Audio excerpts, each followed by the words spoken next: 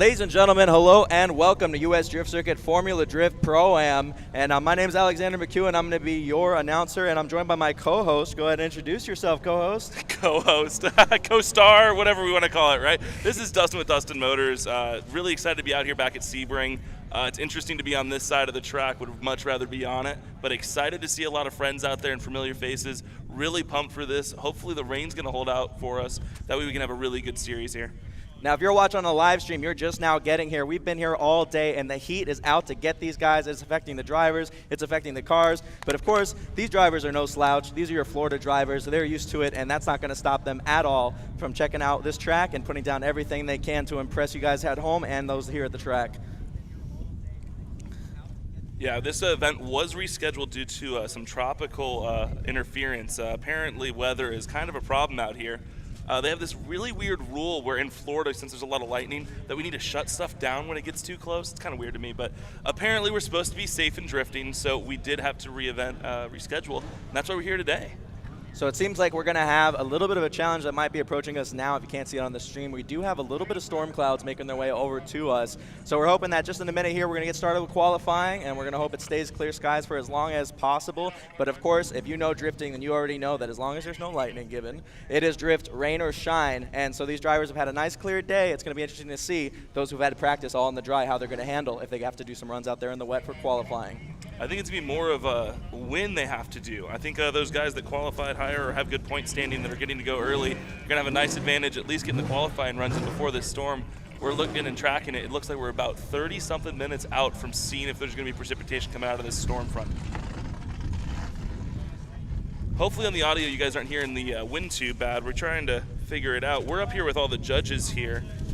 We've got Pat Gooden, Kelsey Rollins, and what's the other FD driver that we have? I'm blanking on his name. We do have another FD driver. What was your name again, bud?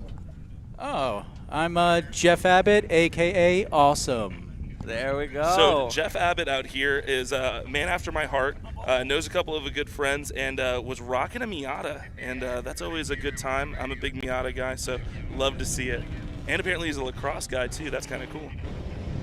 And checking out the chat already, I'm glad to see a lot of support for the drivers that we have down here. We got some support for Lee Yearwood.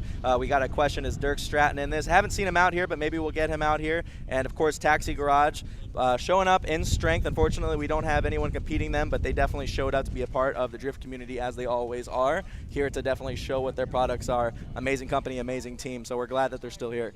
Absolutely. One of the things, guys, is since you're on this live stream, or even if you're here in the pits, go ahead and jump on the live stream, hit us in the comments, ask us our questions. We're going to go ahead and try to answer you as best as possible. Try to reference any questions that you guys might have had based on a run or what's going on, and you're going to get to see multiple camera views. They have a top-tier system out here where we're going to be having drones. We're going to be having multiple angles at historic Sebring and getting to see it like you've never seen it before, which is just something that I'm beyond excited about. So let's talk about last round. If you didn't watch round one, we got to see phenomenal driving, and to my surprise, something that you don't always see in a Pro-Am series, all the top 10 contenders that finished in the top 10 last round have all shown up in full force. So there's a good chance that we're going to see more dominant leads take place this round, but it is drifting. Anything can happen. It's only been one round so far, so as of round two, it's still anybody's game. Yeah, we got a lot on the line here. We're doing, I believe, 4 or 2 FD licenses. I'm going to look that up for sure. Good chance for us, too, here on this little early time. We got quite a few sponsors here. Did you want to go through those? Yeah, I'll go ahead and touch on a couple of them right now. We want to thank every single one of our partners that have joined with us to make this Pro-Am series happen. Again, this is the only Florida licensing Pro-Am series, so every company, we're extremely grateful to see them be a part of this team. Shout out to Golden Grown, as well as Dustin Motors, which is the company of our co-host, co-star here. No, you're good. And then Drift HQ, once again, always pulling out in full force, and they're always going to be a part of South Florida drifting, and they made sure their presence was going to be known on this one. And Two drivers here, yeah. 2 drivers from Drift HQ, and specifically what's nice to see them here today is, again, this is to get them one step closer to that FD presence. So to see some Drift HQ drivers here means that they're just going to look to grow more and get further on the map, and hopefully they're going to establish those steps here today. Flyday FPV coming out of Orlando, really been in the drifting series for a while, getting to come out and support, which is super awesome. Got some video footage from him personally that I've gotten to run. Does a great job. If you are a driver, make sure you do hit him up, even on those smaller events that he's coming out to. It helps him out a lot. We've got Link ECU, which I appreciate you guys letting me borrow your tent for the last year. It's been phenomenal. Jackson Performance, I don't even think we need to touch on Jackson Performance. That's a small sponsor, right? You know, nothing too crazy there. Yeah, I mean, it's small in the sense that it's, you know, if you just need like a small, oh, no, I know, like an engine swap or a bare bones from absolutely bare shell drift build from nothing to a full comp car, then, you know, any small job like that, definitely Jackson Performance is the best one to do. Now, who am I kidding here? If you are a South Florida driver, it's almost impossible to have not run into Jackson Performance. He is all over the state. He's been putting his whole blood, sweat, and tears into drifting ever since I've known him, and I met him when I was only 15 years old, so definitely Jackson Performance. Of course, we're going to see him here, and we got the Jackson Performance team out there, the trailer, and we also have some merch for both USDrift Circuit and a little bit of Jackson Performance as well. So if you're hanging around the paddock, you might as well make your way on over there. Yeah, if you find the time to go out to the thing, they do have this really awesome pink and blue. I'm a big fan of that. Oh yeah, the bright colors. I know that's right up your alley. So we're playing on one stack here right now, and we're getting to figure out how we can best get all of us up here. Give me 1 second. I'm actually going to go ahead and turn our mics off so we can move some stuff around. All right, and then just a moment before that, let's go ahead and take this time. We're going to go ahead and run some commercial. We'll be back in just a moment with your top qualifiers.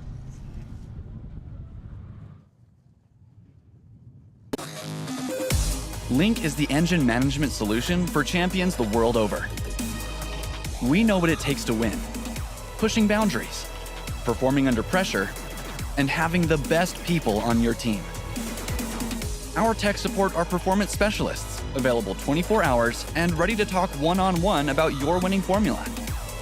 Link ECU, the performance, reliability, and power to get to the podium.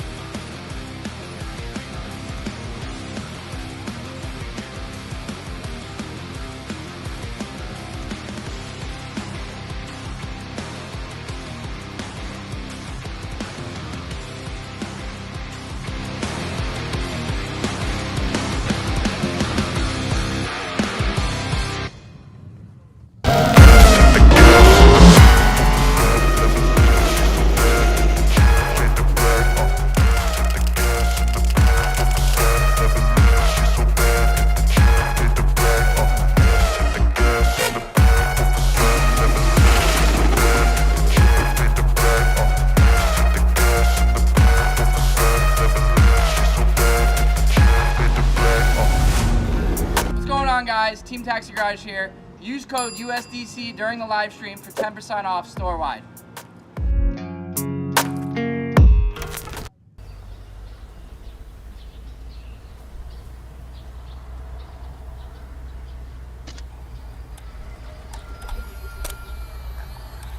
Tire Streets presents Rethink Your Rubber, featuring the Accelera 651 Sport, the premier drifting tire. Let's check it out. The Accelera 651 Sports is made of a race compound that provides superior grip on a multitude of track surfaces. Built with sturdy sidewalls and a tread pattern designed for racing, the Accelera 651 Sport shines in any area. No other 200 tread wear tire can rival the life and durability of the Accelera 651 Sport. Paired with Tire Streets, who offers free shipping and a 30-day money-back guarantee, you can't go wrong. Show off for your friends with superior speed, grip, and tire smoke. We hope you enjoyed this presentation. We challenge you to rethink your rubber. Drive responsibly.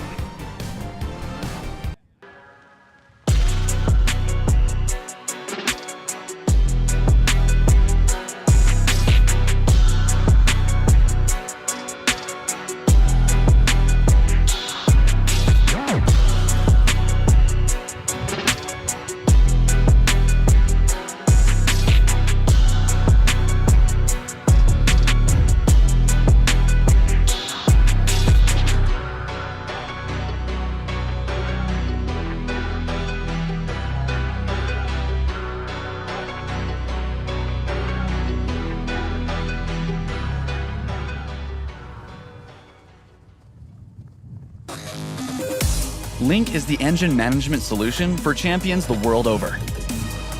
We know what it takes to win, pushing boundaries, performing under pressure, and having the best people on your team. Our tech support are performance specialists, available 24 hours and ready to talk one-on-one about your winning formula. Link ECU, the performance, reliability, and power to get to the podium.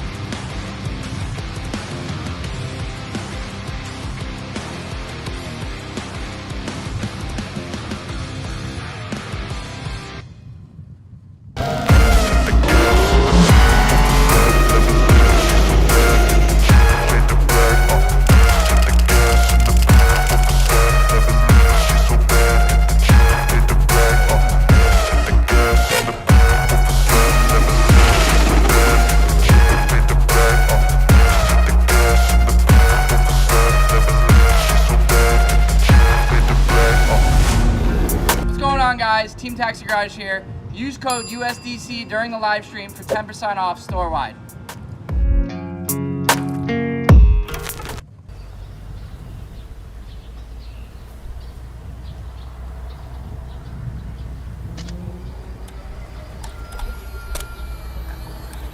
Tire Streets presents Rethink Your Rubber, featuring the Accelera 651 Sport, the premier drifting tire. Let's check it out. The Accelera 651 Sports is made of a race compound that provides superior grip on a multitude of track surfaces. Built with sturdy sidewalls and a tread pattern designed for racing, the Accelera 651 Sport shines in any area. No other 200 tread wear tire can rival the life and durability of the Accelera 651 Sport. Paired with Tire Streets, who offers free shipping and a 30-day money-back guarantee, you can't go wrong. Show off for your friends with superior speed, grip, and tire smoke. We hope you enjoyed this presentation. We challenge you to rethink your rubber. Drive responsibly.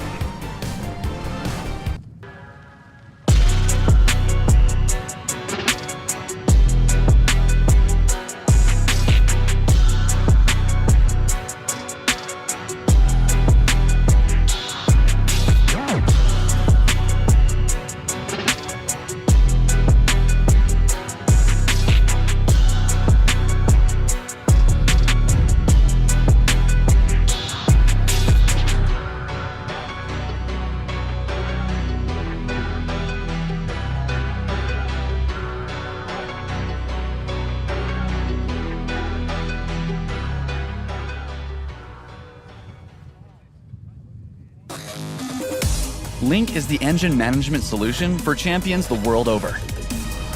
We know what it takes to win, I don't know. pushing boundaries, performing under pressure, and having the best people on your team. I've got my Our audio tech turned support on, are so performance we're set. specialists, available 24 hours and ready to talk one-on-one about your winning formula. Link ECU, the performance, reliability, and power to get to the podium.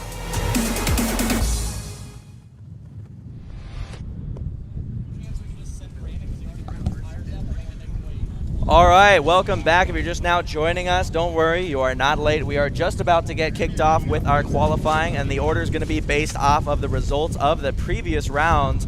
And so first up on the line, we should see Brandon McDowell, who was first place winner of round 1. Absolutely, driver number 407 with 100 points in the first round here. It's going to be followed up by Billy Mikulich. Now, he's already warmed up his tires. We're seeing about getting this out.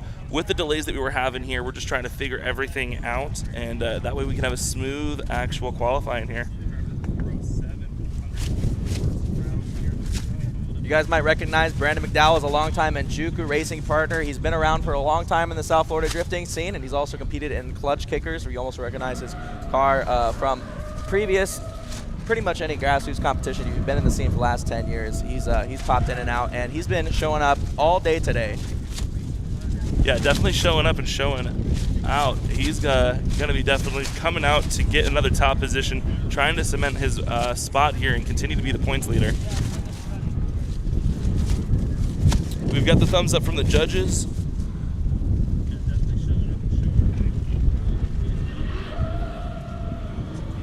We also have a fun day going on in the back if you hear some extra. But here he comes in the 350Z. All right. Going down, nice little feint in. Coming around the first zone. Smooth initiation. The judges want to see them filling that outside zone. He's placed his car just perfectly, and then this transition has been what a lot of drivers are needing to focus and tighten up, and just out of the gate, he's filling that outer zone perfectly. Come around on his back set. They did change the track initially to where it was going to be what was posted on the Instagram. Looking at how the driver layout was and how much tire usage was going to be there, the judges made the decision to go ahead and alter it and have that end a little bit sooner. It looks like we had good response from all the drivers, and it seems everybody's rather excited about the change. As well as this run, what you can see is he's just carrying a lot of momentum throughout the corner. We're able to make sure that the drivers are going to be able to display his momentum consistently throughout the run. So making their way underneath that historic bridge here at Sebring International Raceway is a great way to end the run, and it feels great to watch them fly underneath it. Oh, absolutely. Historic Sebring here.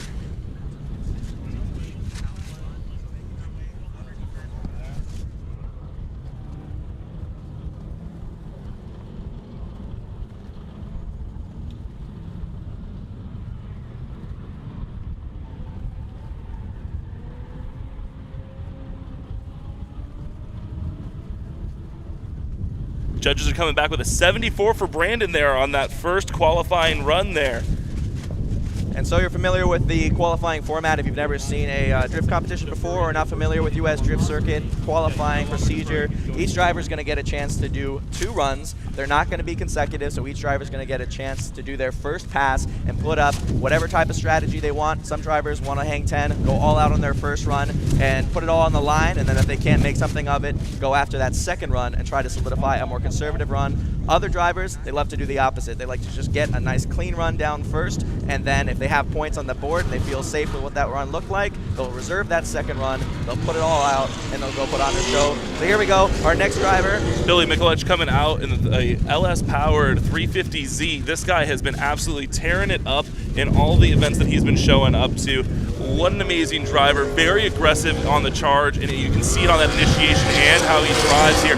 Putting the smoke show on for everybody out here, trying to find that nice outside line, coming through looking for that inside zone, which he gets all into and finishes out with a smoke show. Definitely the kind of run that you're going to want to be seeing. It's something we expect out of our second points qualifier here.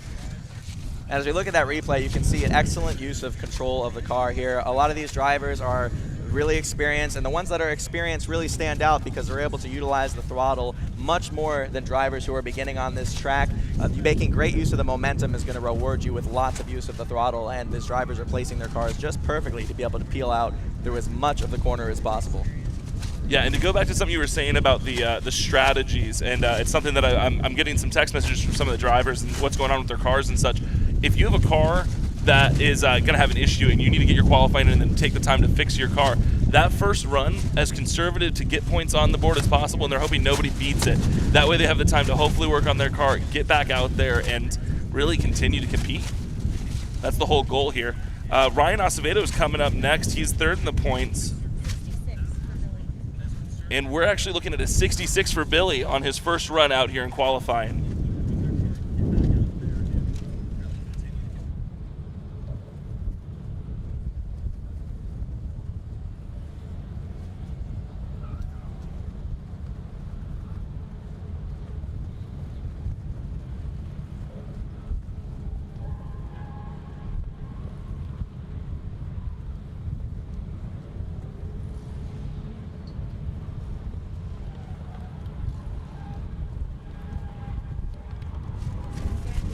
All right, so we're going and taking notes here, getting everything. We are going to be looking at the comments, guys, and if you guys are listening to me over the mic here and you are physically at Sebring, make sure you guys make some noise for some of the drivers out here. You do have pit access. Make sure you say hi. We love to say hi to people. Do understand the drivers are obviously in their mood. They are in their focus. They are focusing on what they need to do.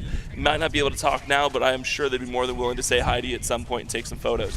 But if you guys are not on the live stream, even if you're physically here, those views are going to be amazing. Definitely take advantage of logging in, getting on there. It's on YouTube. You can see it on my Instagram story, Dustin Motors, or the USDrift series. I believe they have the link available on there as well. I just don't know if it's active.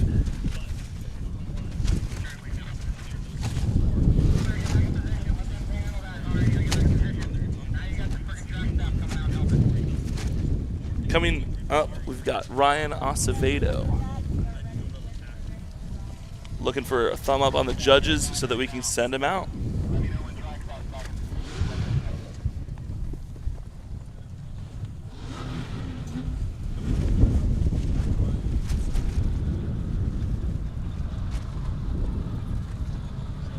Looks like we had a canopy come down on the entrance area that they're cleaning up, so they're going to go ahead and take the time to hit the cones and everything. If we want, we can go through finishing our sponsor list that we had here real quick. Sorry, the wind is taking a lot of our notes with it.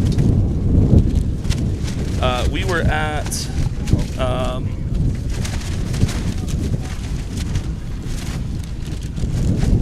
going over Link ECU, OMP Racing out here. Seen a lot of stickers out here, a lot of support from them. Love their gear. Gloves are phenomenal. Everybody's familiar with their steering wheels, but they've branched out into a lot of stuff race gear wise, which we all know and love. Love to see them supporting the series out here in Florida. Obviously, Sebring International Raceway, want to give a huge shout out to them for letting us do this. It's phenomenal every time we can come out to a track like this. This is something that's known for Rolex 400, all the IMSA races and every kind from Spec Miata down, it's here. And I know that I've been playing it since I was a little kid on every single video game I could. We went over Taxi Garage a little bit, and those are the carts that you're seeing running around. Those are absolutely phenomenal. They take a cart that was made literally for kids and make it one of the most fun experiences you can have without having an internal combustion motor. It's phenomenal. And one of the things worth pointing out for Taxi Garage is these guys have been in the drifting scene with real cars forever, and a lot of their customers, they don't necessarily connect their hands-on experience with ever having been to a real drift event. So for some of these people, you never really know where a drift bug's going to bite them, and for some of these kids, they buy a product like this, they find out that the guys who make them are actual race car drivers, drift car drivers, that's what you want to call them.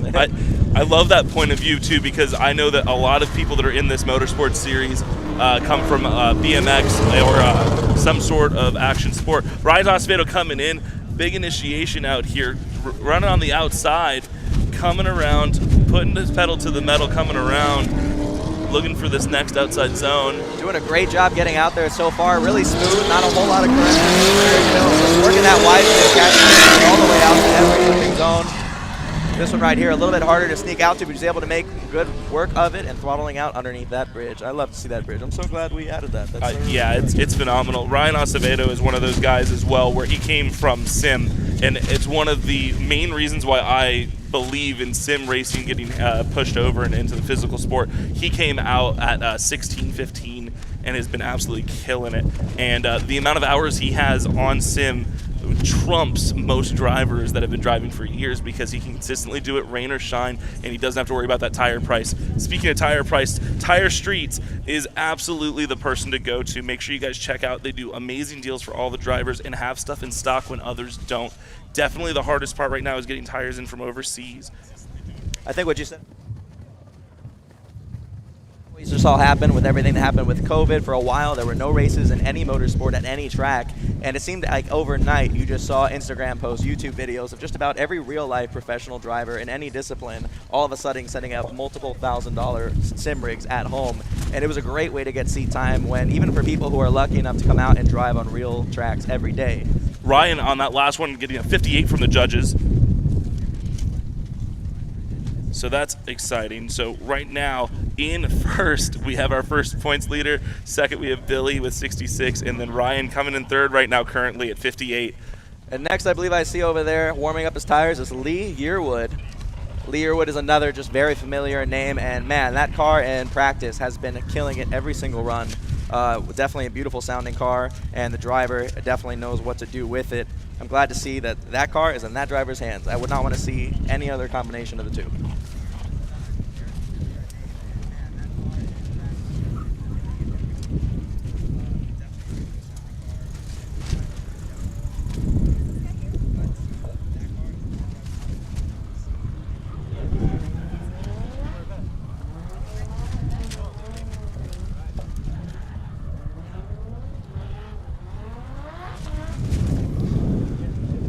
All right, and as Lee Yearwood is getting ready to do his qualifying run, another shout out to another supporter of this event is Holy Shift. If you've never been to a Holy Shift event, it is a brand new annual event that's going to continue from now throughout the next 5 years, every year on August 27th and 28th. It is an overnight drifting concert event with lots of vendors, lots of fun. And last time, if I remember correctly, I even remember a couple of people brought Rock Band. They were having a lot of fun in the pits area, and there's really no community like it when it comes to just finding people, making great friends, and having a good time. The drifting scene is one for special. And here we go, Lee Yearwood. Nice initiation. I'm hoping to see every single kind of confidence that we saw in practice as he makes his way around that first outer clipping zone. Nice smooth throttle application as he makes his way through this transition to set himself up for the remainder of the course. And he smoothly places the car right there on the outside. Don't know if he was a little bit in, but now he brings himself back right onto the front line. And we're going to see him at that one more clipping zone as he makes it underneath the bridge. A little difficult to see that one, the last outer zone. The last outer zone with the smoke is difficult. One thing I did notice on that run, though, is he was absolutely braking on the front there. Saw the front wheels stop, trying to go ahead and get some grip back in and get on line where he wanted to be. And he made the right correction. It made sure he got on line to finish and get into that next outer zone. Really, you know, what you need to see to come out here and to perform. We'd love to see it all with throttle, but, you know, we need to go ahead and make corrections too. Well, and that's one of those things that's been a constant progression in drifting, because as some of you who have been long-term drift fans might remember, that there's always been a front brake strip, even in Formula Drift, that would indicate, because we were originally not supposed to be using any brakes whatsoever, but now with the amount of power and grip and the different changes in suspension that cars are making, the front brake's just become another tool. And so that's up to the judges to differentiate if they're using it to control the aptitude of the car, or if it is something that's being used in excessive amounts in order to and huge news coming out. He's now in the lead with a 74, coming in and taking the top quality. Oh, tied for first. So we have our notes wrong up here. I had 73 up here. Apologies. Tied for first, 74 and 74. Yep, Brandon has the 74 and coming out.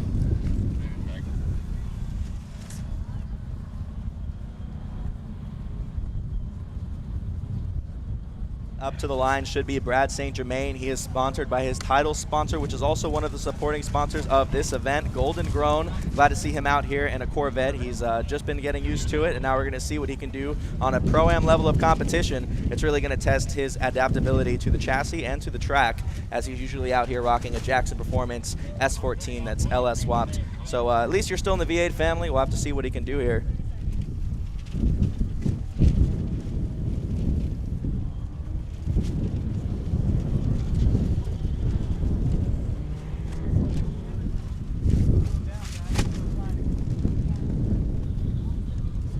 Absolutely laid it down. I do love to see that, Lex. I love seeing the comments in here. Gonna go ahead and be mentioned in the ones that we can see.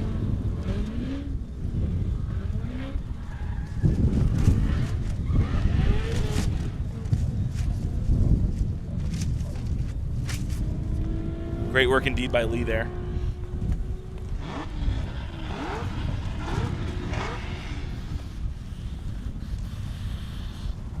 One thing I'm actually really excited about this series too is I do believe they just partnered with OCT Composites, which are the same guys that make the FD trophies. So they're going to be taking home an actual carbon fiber cup in this, which is absolutely amazing, and it's going to be something they're going to cherish forever. Here we go, Brad St. Germain entering into the first corner, sponsored by Golden Grown and Shift Culture. They're coming out in full force, and it looks like Brad's looking to do the same as he comes out to that first outer zone. A little bit of correction on that first outer zone, and now trying to get it back into a drift, muscling the car. Trying to find the right gear to get what he needs, clutch kicking as much as he can here, and looks like a little bit of frustration, a little bit of having to muscle the car around, and when you're getting a new car, it's always hard to figure out what that's really pinned to. As a driver, you've got to adapt. A car can be completely different from a previous car, even if it's built to do the same exact thing. Absolutely. Now, with how that did go, we did see it as an incomplete, so that is going to be marked down as an incomplete.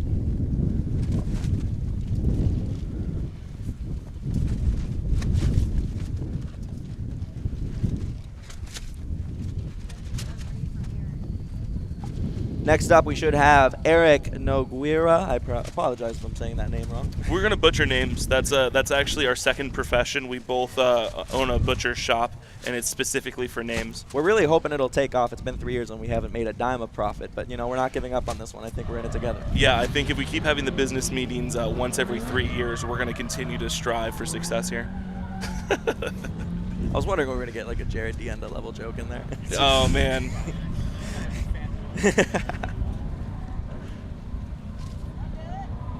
Just gonna send it. I don't Hearing know the if I- judges asking for it. Love to hear it. Coming down in the vet. Look, nice little feint in, coming around. Trying to find the power to get into that good drift there. We've been seeing a lot of the drivers, especially the first three, throwing it in nice and hard. He's coming in with the power, and now he's laying it down, looking to keep the car straight, and unfortunately, I'm going to wait on the judges to be sure, obviously. But it's definitely going to be an incomplete. Unfortunate to see, but we were seeing him when he was coming in on that initiation is where that started, and it just did not set himself up for success. He's going to come around on this next one, I am sure, with all of hellfire and brimstone in him, and he's going to come and sling out around and get a good score on the board. It's interesting, too, if you're not here in person, I'll just inform you a little bit about the track surface that we're on today. As a historical track, this pavement has not changed in years. All sorts of different motorsport disciplines come to compete here, and the traction and grip can kind of sneak up on you, can fade away, and then you can also latch up on a whole bunch of it when you least expect it. So some of these drivers' throttle patterns, you'll see them sort of carry the car with a little bit more gentle finesse through certain areas and then really pile up on others. And it's been a subject of conversation even in drivers' meetings. So it's definitely going to be a challenge for both these drivers. I mean, if you're going to challenge for your license, it might as well be in a place where you're really going to have to know where you feel grip appearing and disappearing beneath you. And I believe we got Eric coming up on this next one right now with a 60. Oh, no, that's from the last time. Next up qualifier should be Jaden. Jaden is a 14-year-old drifter out of, I believe it's Canada, if I believe that correctly. Very cool. And great supporters, great family. His father's out here supporting him today. Jackson performance driver, and lots of Assetto sim experience. He makes his way into his first corner. We're going to see if it's all led up to something to prove himself here in Pro-Am. Smooth initiation. It looks like he might be a little bit more conservative on this run, which I would not say is a bad approach at this point. There's not a whole ton of points on the board just yet. He's still in that outer zone, and he's looking to do it like a textbook.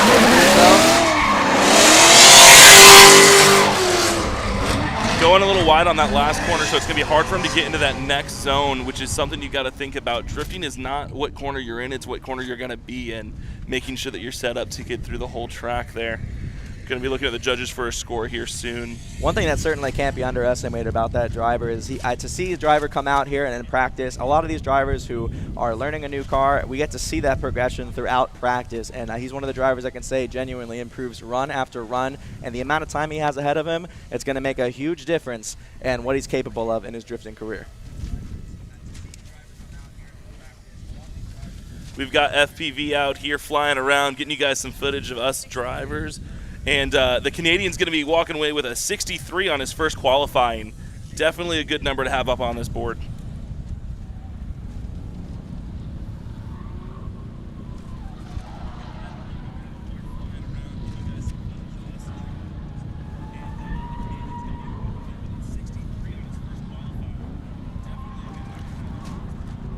All right, next driver we see there warming up his tires and getting ready to run his first qualifying run. You might recognize him if you've been a long-term participant in Florida drifting, or if maybe you watched Adam LZ and taken part in a couple of different YouTube escapades. It is Duarte Viana, one of the definitely consistent participants from Drift HQ. Phenomenal guy. Duarte's really coming out here to show up, and you can see it in his driving and his style, really wanting to make sure that he capitalizes on this to keep moving forward. This man is in love with drifting. He's put a lot of his time into it. Got to spend actually a weekend of the 4th of July with the family and him, and everybody at the Drift HQ family for the 4th of July event that they had. Was one of the best weeks I've had in a long time.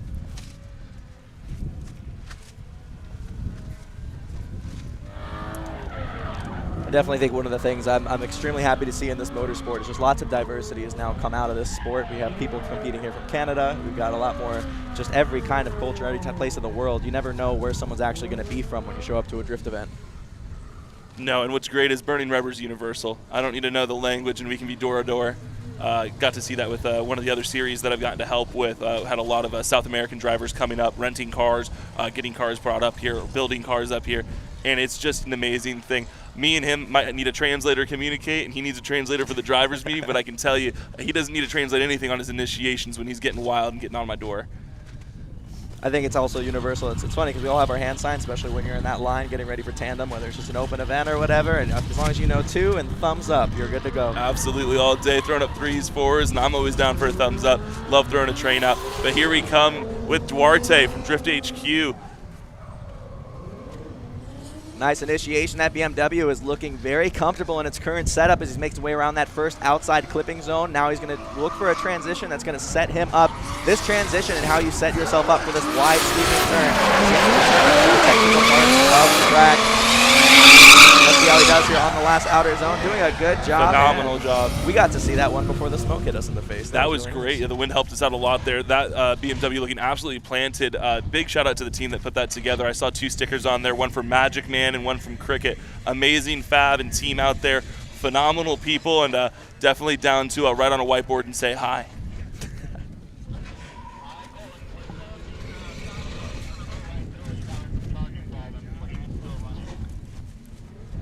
Now, I do have some information, I believe, on this next driver, which should be Savio, or am I misreading here?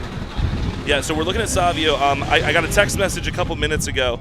Unfortunately, something's been going on with his car. He actually has a burnt alternator. We're getting a 70 on Duarte. Now, he does have a burnt-out alternator, Savio, a destroyed driver's bearing, and he is hoping that he can get through a qualifying run with that. It's going to be rather hard on it, and we're going to go ahead and see this man put everything he can out.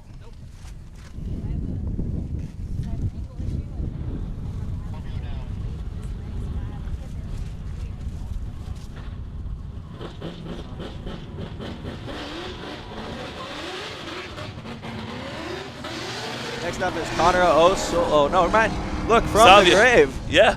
Well, not from the grave. We said he was going to try to make this one run, making it as fast as possible because that battery is dying, just getting taken off the trickle charge to come out here. And he is putting down a lap.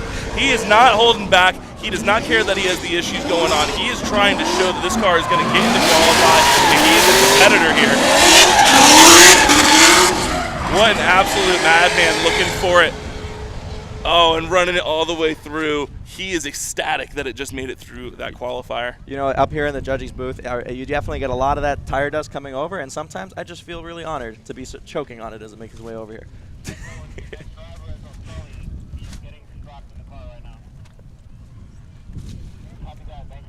So again, I know I rushed it, but Duarte did get a 70 on that last run, putting him nicely under the 74s where we have tie for our number 1 qualifier and our number 4, which is, so sorry, handwriting. And we're looking at a 71 coming out for Savio. Phenomenal score. Definitely know that he's getting told in the radio, and he is ecstatic. He is one of the most energetic people out here. If you've not had the pleasure to meet him, eat food, and or party with that man, I definitely recommend finding him. The whole Drift HQ family really is just a ball of fun. And guys, if you want to be Savio's friends, it's as simple as this. If you're here and you love drifting, you're already his friend. There's not much. The bar's not very high. The family's very big when that is your standard for making friends here at the track. And I think most people who've been around here can definitely vouch for that in most people's case. Don't even look at how somebody looks. All you need to know is know that they're here for drifting and you're friends. Absolutely. Yeah, I don't think he's ever met a stranger in his life.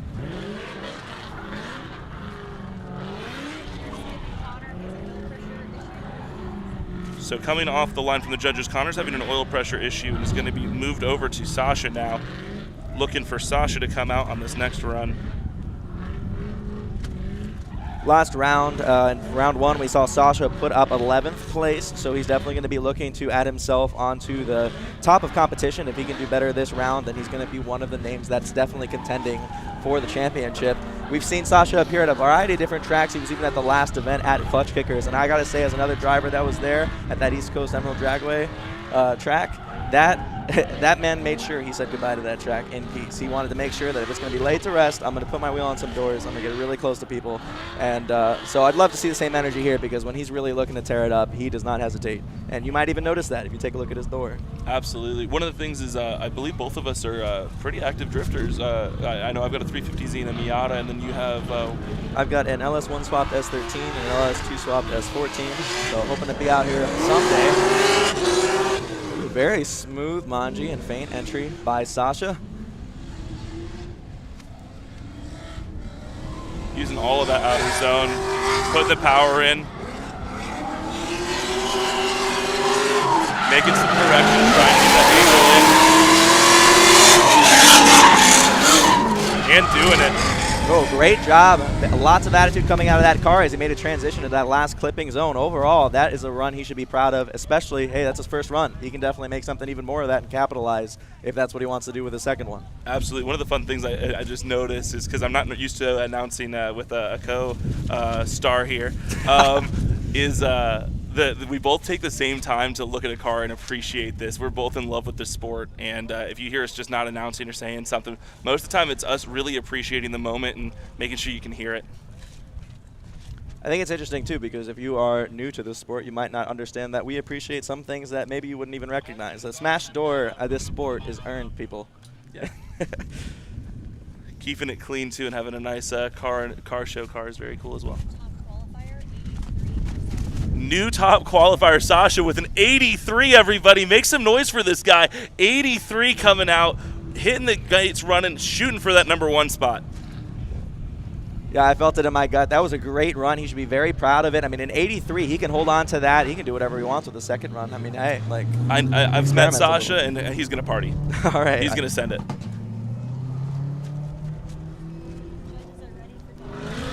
Next up, we're going to have Douglas Santana.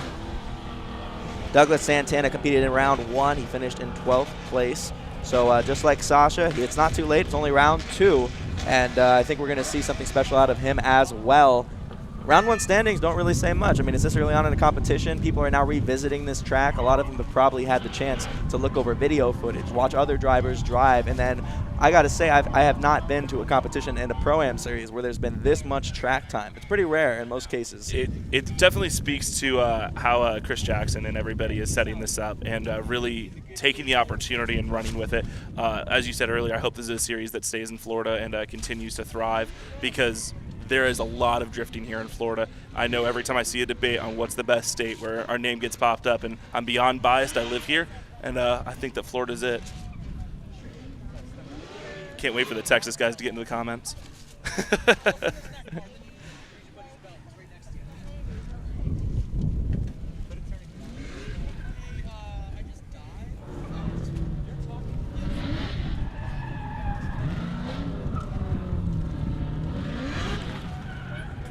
All right, so any minute now, we should see our next qualifying run. And from the sound of it, I'm going to go ahead and just say the next driver probably has a decent amount of power under the hood. I don't think it's a little shy of 140 horsepower or anything like that. What's funny is we have this list somewhere on our Google Drive that would tell us all the motors and stuff. And what we decided earlier on is, because we thought there was going to be a ton of other drivers coming in for this qualifying, that we were going to do it once the bracket was made. I'm actually trying to dig through right now in the Google Drive, or gentleman here actually has his laptop, so he's beating me to it. I was trying to get my phone to connect. It was not working. But a lot of cool stuff coming up. And here he is.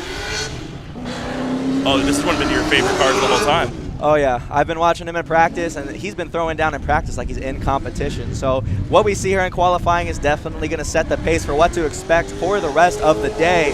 As he pours on tons of smoke, I'm starting to think already I'm not going to see that last clip from my point of view. I can see him come a little bit closer. Let's see, am I going to get Able to see with the smoke, and there we go. Powered it into there. Taking advantage of the e-brake. We're starting to see some uphill qualifying runs. It seems that as we're going further, it's almost like it's the same driver just getting more and more seat time as these points are starting to go higher. I'm wondering what the judges are going to make out of that one. Yeah, one thing is the judges definitely have a hard job, and that's something that when you do see one of the judges, definitely thank him for it. I know it's very easy to judge from another position for the camera angle and such, but these guys are out here. They've been in the sport much longer than I, and definitely know what they're talking about. And they're giving that a 76, which I absolutely agree with, as I agree with every score they've said. So 76 is going to put him in second place in points, which is a great place to be. So first place in qualifying so far, you have Sasha at an 83, 76 with Douglas in second place, and then in third place, it's a tie between Lee Yearwood and Brandon McDowell. Yeah, very exciting stuff. All right, so looking at the qualifying order, it looks like Alex Puig should be the next one up.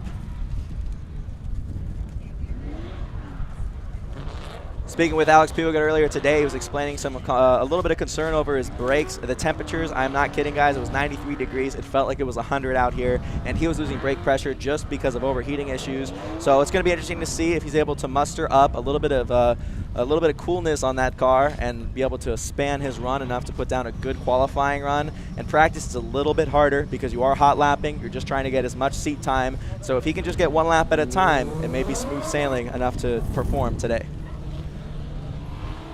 Hopefully this Panda gives him some good luck here with an amazing livery. Loving the colors. And smooth initiation. I don't see any locking of that front brake. Oh, a little bit grabby, a little bit too greedy on the angle there. He had to make an adjustment to get himself back on the line. He's going to try to make as much as he can of the rest of the run. Definitely looking for a good line. You can see in the way he's driving. That is what he's going for.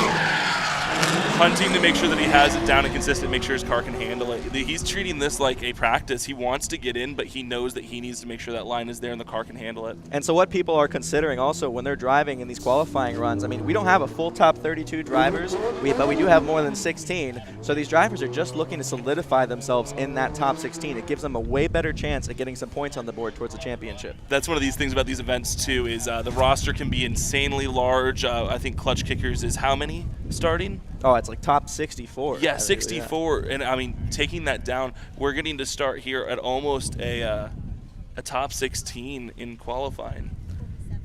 He's going to rock a 47 coming out, getting a number on the board, and just barely beating the previous driver, which is Douglas Santana. Or no, I'm just joking. I'm dyslexic. I read things backwards.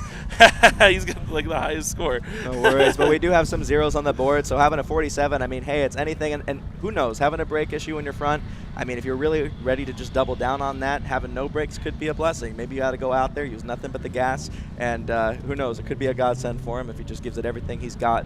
Alex Puig with Pandemonium as the name of his team.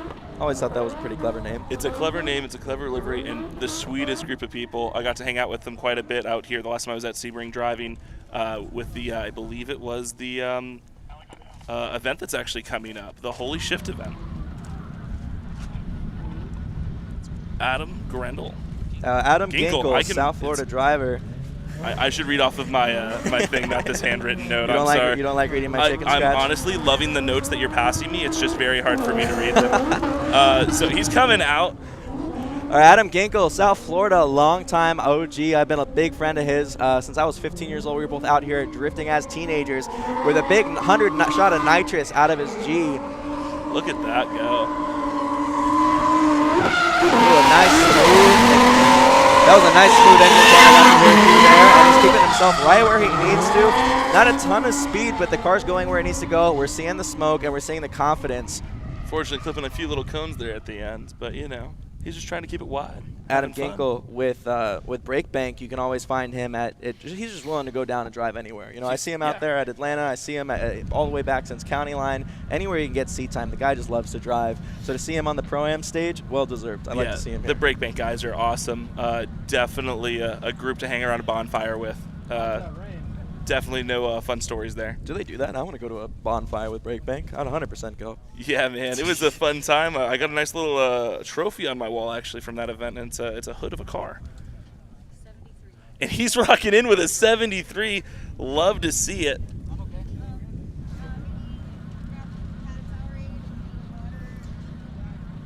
As we'd reviewed before, it's currently a tie for third place with 2 74s on the board. So Adam Ginkle is in a 5th place position based on that are just kind of being a tie above that.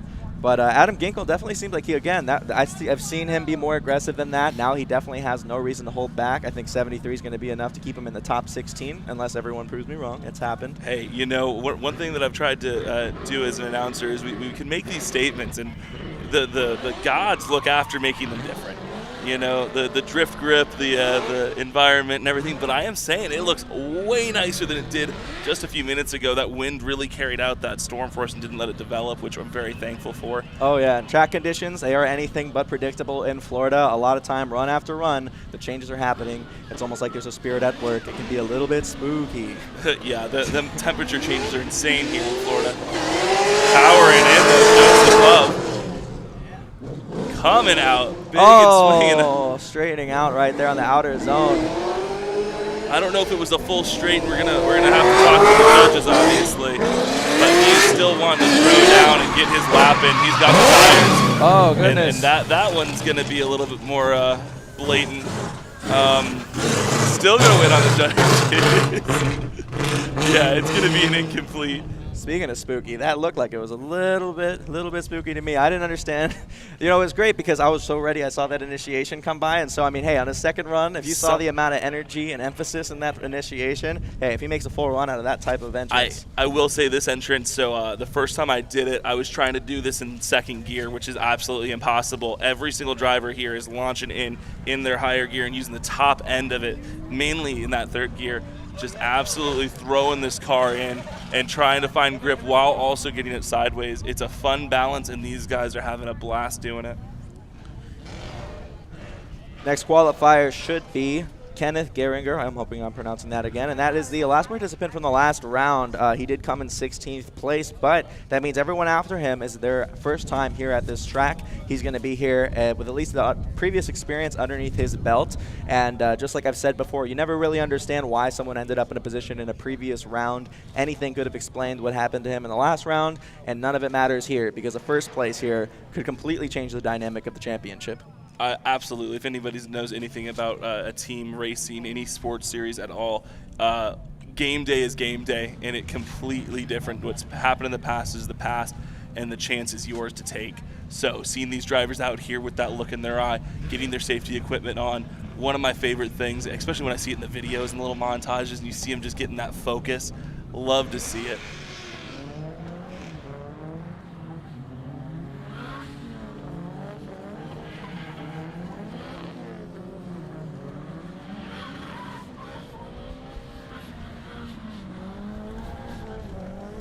All right. So the judge is going through everything here. So it looks like we got Hurt coming up. Are we getting Kenneth up?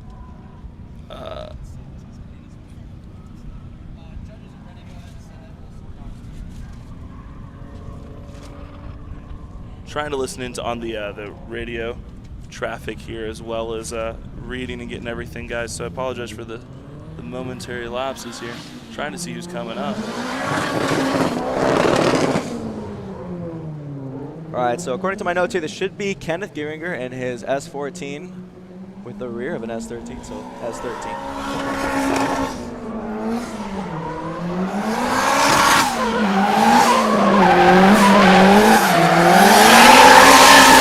Good looking car. Definitely a good run, especially from what I've seen in practice, him getting better and better each time he's been going out. And the car definitely sounds dialed. The engine sounds great on that car. It looks like we saw him a little bit inside. We'd like to see him go all the way onto that outside zone for the first zone. And then also, of course, watching the replay, we do see him go a little bit inner. So, I mean, the biggest thing is, I've been on this track before, and I know you have as well. This track can be really deceiving. It looks like you don't have a lot of room, and you have to make decisions to keep yourself on these wider lines that don't always feel natural. But ultimately, it's just where you need to carry the momentum. Yeah, a lot of things. So this is going to be like a skid pad style track, even though we're obviously on a Sebring. He just got a 56 on that one, a 56 for Kenneth. What I was getting back to, though, is this is going to be more of a skid pad style. So there's not an embankment. There's not a dip in. There's not going to be ruts around certain angles and stuff. The track is just going to be different amounts of concrete and rubber on. I love what I've just noticed is that, I mean, even here, I spent my entire life in Florida, and just moments ago, there was an enormous storm cloud that looked like it was encompassing the entire stratosphere. Just moments away from us. Now look up at the sky. It's completely blue. That's what I was mentioning to you. I was like, the weather is just beyond unpredictable. I'm glad that that's dissipated. The wind definitely carried it away. It's right when I think I understand too. Like, you were sure. It was right there. We were all where. We even felt that, you know, the Florida temperature drop, that 10-degree drop. It dropped 10 degrees. It was very nice. That Florida man sniff where you can go, oh, it's about to rain. Another shout out to our sponsor, OMP America. Love some OMP gear. And again, I don't know if you know this, we talked a little bit about our carbon fiber sponsor, OTC Composites. And if you've watched Formula Drift, you're familiar with carbon fiber trophies that get handed out. Winners of the championship are going to get those same trophies in partnership with Formula Drift and the composite carbon fiber company. Yeah, definitely something I said is going to be a momentous keepsake there. Those kind of trophies are just something that you hold on to. It's stunning. It's a work of art. And a lot of these drivers too, if you've been in grassroots competitions, you've seen trophies man-made out of crankshafts and gears. Saying hello to the guys on stream. Sorry we don't have a camera for you, but we're happy to say hi to the drone. You can see our lovely faces covered in literally the most rubber possible, and it's just started. I'm not kidding when I say for some of these drivers, that cloud literally feels like getting smacked in the face with a pillow. But we're happy to be here. The pillow filled with salt and pepper. And this next driver needs no introduction, but if you're new to driving, I guess we'll explain it anyways. Hurt from Hoonigan is out here driving a Skyline drift car brought to you by Juka Racing. Let's see what he's got to do here. We know he's not wearing his Crocs because it's not illegal for our safety reasons. We see a little bit of trouble on that outer zone. Not what we were expecting seeing him in practice, but at least we do see the car revving. The car seems to be healthy. Last time I saw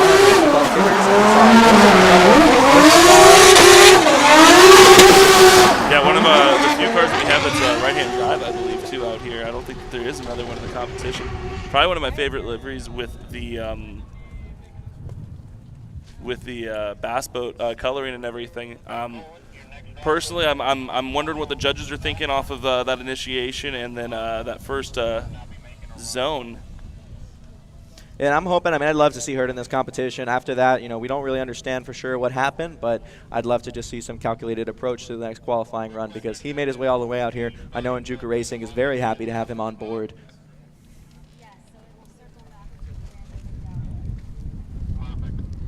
Getting news over the radio, Steven's car has broken. I know that he was off track there for a little bit.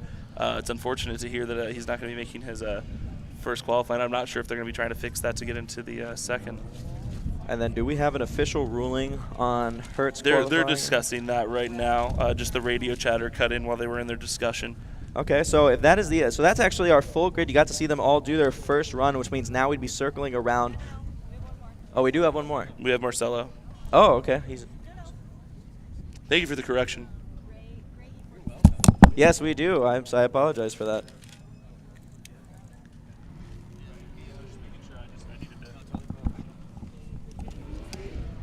So as I was concerned, my concerns were concluded and correct. Unfortunately, that's going to be a 0 from the Hurt there. All right, so unfortunate to see, but I mean, hey, if there's anyone that is that's not intimidated by pressure, I definitely think it's Hurt. He's been out there, he's in front of cameras, he's out there doing his YouTube thing, doing amazing things for the motorsport and just the automotive brands that are out there as a whole. Always see him showing up in full force any opportunity he gets, and I gotta admit, I'm a fan, so maybe I'm a bit biased, but I think everybody is too. I was gonna say you had a lot of information. Unfortunately, I feel bad saying this. I'm not very familiar with him personally. I don't think I've gotten to meet him yet. Well, if you're from Florida, you got to have a little soft spot for him because everyone now knows the Twerk Stallion, and the truth of the matter is that baby was born and raised, I mean, maybe not to its entirety, but I saw that thing flying around a track that doesn't even exist anymore in Central Florida. And, and to us, we always just knew it as a ripper and Hurt as the driver. So happy to see that that car is always going to be around. Looking for one of the things that we do look for is that initiation inside the initiation zone. That's where those 3 cones are you're seeing off of the initial run. And this one up right here is Marcelo Zappa at his BMW. So a lot of these chassis.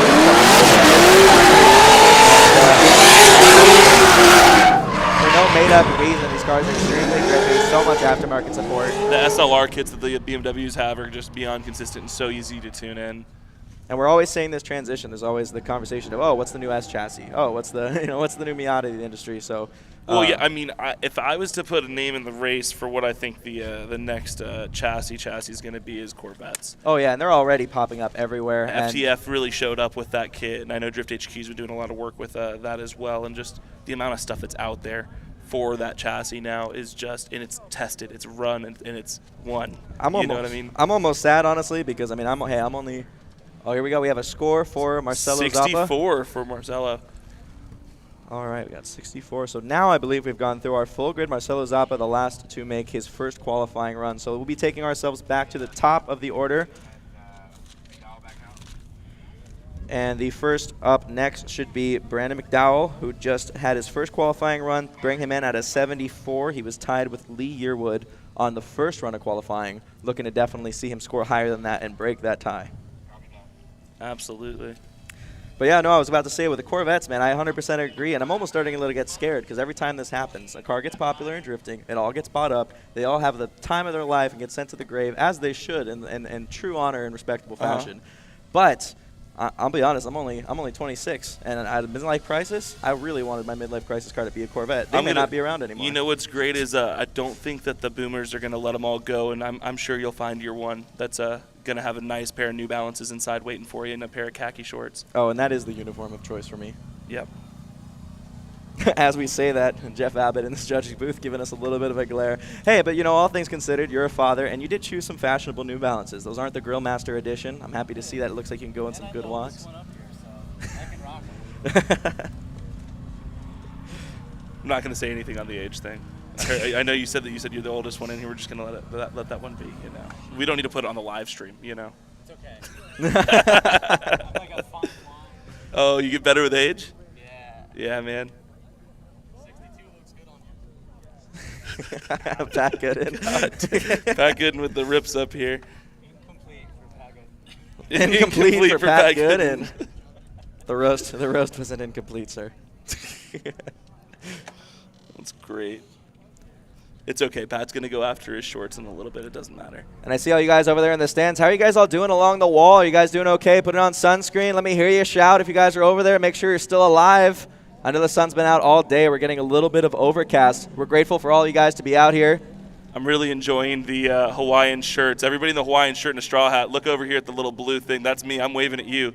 I'm a big fan of that outfit. Yes, sir. There we go. Absolutely. I got the Hawaiian shorts on, okay? We'll meet up later, okay?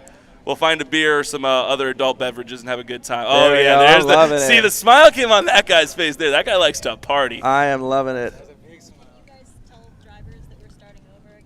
Absolutely. Drivers, I just want to let you guys know we are starting back up in, and we do want to go ahead and get this second round going. That way we can get to the main event. Don't want to skip anybody, all right? But we will. So again, all drivers, make sure you guys are by your car getting ready for your run.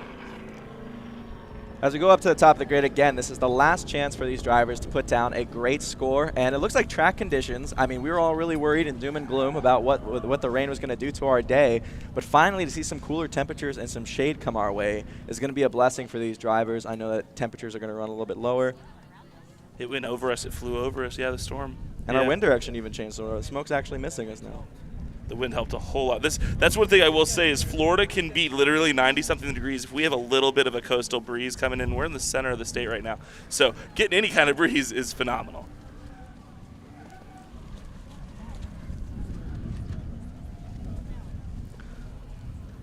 I love what you said about the about the Hawaiian shirts. You know what's funny too, because I mean, I'm sorry, but if in the dating scene, if there are some fashionable women that come into this state and they expect us to wear something that men would wear on a date in New York, I want you to know that a Hawaiian shirt, a Tommy Bahama, and a Chili's is always acceptable in the state of Florida. What's a Chili's? What's a Chili's? Oh, like going to Chili's? Oh yeah, going to Chili's. Oh, okay. I thought you said like an outfit. I was like, what the heck is a Chili's? Some New York fashion trend that I'm not aware of. No, that is a statement that every father has said in Florida. I've ironed my Hawaiian shirt. It's on the door. Don't touch it. Take it. Coming out, going for his second run here, looking to improve his score. wanting to go ahead and take that #1 spot again. And here we go, a lot of aggression coming out here, knocking cones out of the park, and he's also putting down lots of smoke with a 74 on the board. He's got nothing to lose. Leading it all now, we hear him bouncing off the window to that outside zone. Full throttle backwards. Trying to impress the judges out here, trying to further his score here. And that was beautiful. I mean, I don't ever drive like that unless it's in a video game, so I'm happy to see someone doing it in real life out here. Yeah, driving, I definitely like to send it for sure. Anybody that's been around me with cars and fixing them, building them, getting them out on the track, I'll end up on the track. I'll be working in the grid on the car to make sure that I can get on track. I think it's funny, too, you go around some of these event organizers, you'll go through tech, and some of them will think they know your car, and they'll just be like, oh, we've taken a look at this yesterday. I'll just be like, no, you don't understand. A lot has gone down since yesterday. Can you please make sure my car is still safe to drive? Yeah, tech a very important step to make sure my battery terminal is covered and I'm not leaking fluid and I have a fire extinguisher. That's all tech is, right? Oh, yeah. It's just, I mean, hey, bare bones, will the car blow up? And if it does, is it in a controllable manner? Well, no one will die. All right, well, as we had said, that was an amazing run, and he is now the new leader with an 85 score. Exactly what we would expect out of our #1 qualifier. Incredible score in 85, just dethrones the previous leader. That was Sasha with an 83. So Sasha's still in second place. I mean, hey, not a bad place to be. And again, no reason to not just get competitive. Go ahead, see what you can do to take McDowell back off that throne. It's a 2-point difference. So if Sasha has a chance to come out here and capitalize, so be it. But I bet McDowell's feeling pretty happy about that run. It's going to be hard to do better than that. Absolutely. That's always where I'd love to be a fly on the wall and hearing the comms from the spotter. Getting told before the judgment even goes through, letting him know all the good that he did, and then getting it confirmed by the judges. That's always a good feeling.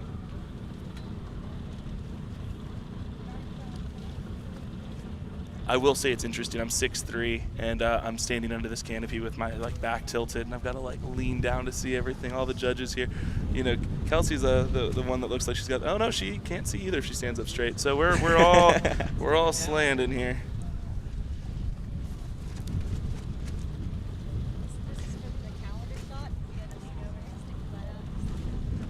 Guys, once again, we're very grateful to have a Pro-Am series here in Florida. It's been a long time coming. There's plenty of talent that's unrealized here in Florida. So to have a moment to perform on a stage where it allows them to be seen and get a chance to move up a stage and really graduate into Pro 2 and make a national impression is going to be something well-deserved by a lot of these drivers that would have had to go above and beyond simply to make it to any Pro-Am series before this one. So if you're a big supporter of driving, maybe you're not someone who's ready to go into Pro-Am yet, but if you go to drift events, if you're part of any of the grassroots scenes, support this event. Let's keep it around. Come on out to the track.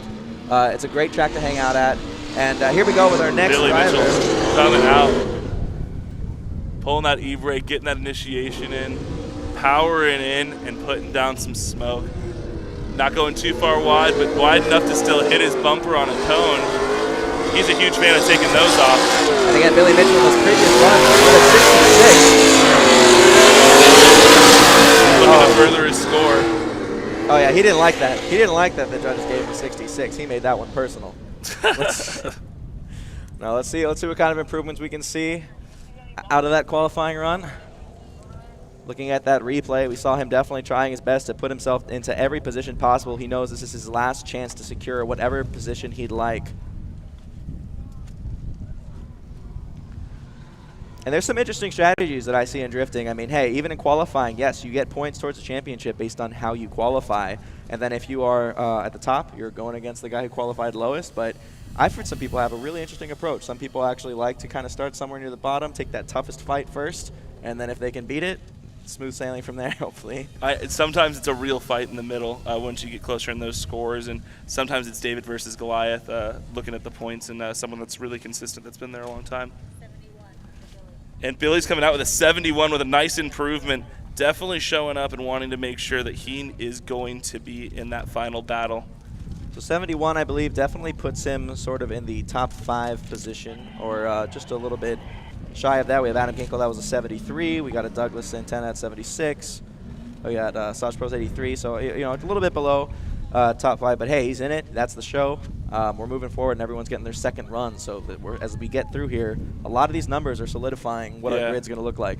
Yeah, he's currently in, you know, and I'm pretty sure 71 is going to be a safe number. But, hey, You know, everybody can become a rock star. I love on that stream we just got a shot of what we look like. I got to see our teetering 10x10 looking over us. Oh. And hey, man, we're doing the best we can to bring you as an official event as possible. I mean, if someone's going to take a sacrifice and just, you know, be the It's one. the 10. Yeah, we're going to sacrifice. We'll stand on some scaffolding. We'll zip tie this 10x10, and we're going to give you guys a show. That's what we're here for. I know Ryan's definitely going to put on a show for us here. Loving the livery for breast cancer awareness. Power steering belt. No. Oh, again. So he's been battling this issue. He's actually the car put himself into a wall with a power steering belt issue as well. They've been working on it. I heard the belt is just on one run expanding and coming off, and they're losing it. And that's a tough fix. And if you're new to this sport, I mean, every car that goes out there, you might think that you're seeing like, oh, 350Z, and then it turns on. You're like, oh, that's not a 350Z. And then you look any further, and it's almost the more you know about cars, the more you can pick them apart and realize these are all Frankensteins out here. So you don't. I would say more Mona Lisas than Frankensteins, but there's definitely some Frankensteins out here as well. One being my car parked out in the back. Anyways, definitely don't love to see that, but he is sitting with a 58. We're going to have to see what that does for him, and hopefully that's a fix they can do in the paddock, and hopefully he's in the top 16.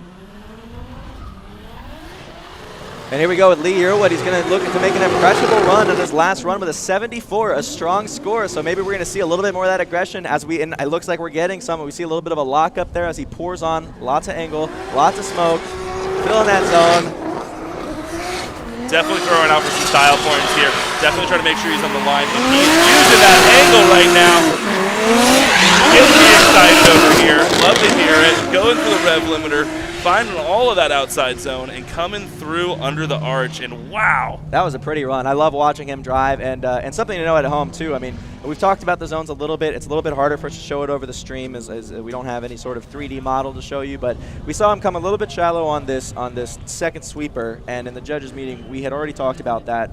That is okay to an extent because these cars do not like to go all the way out wide. That second sweeper is not a full outside clipping zone. It is only the beginning of the second sweeper. Correct. They're actually wanting you not to be on the outside there. They're wanting more of a middle line coming through that area to set you up properly. And also, when we're in tandems, this is obviously qualifying. We're going to be going into competition once we get our top 16 and going head-to-head and having two drivers out here at a time. If you're new to drifting, we'll go over all those things and how the judges are thinking.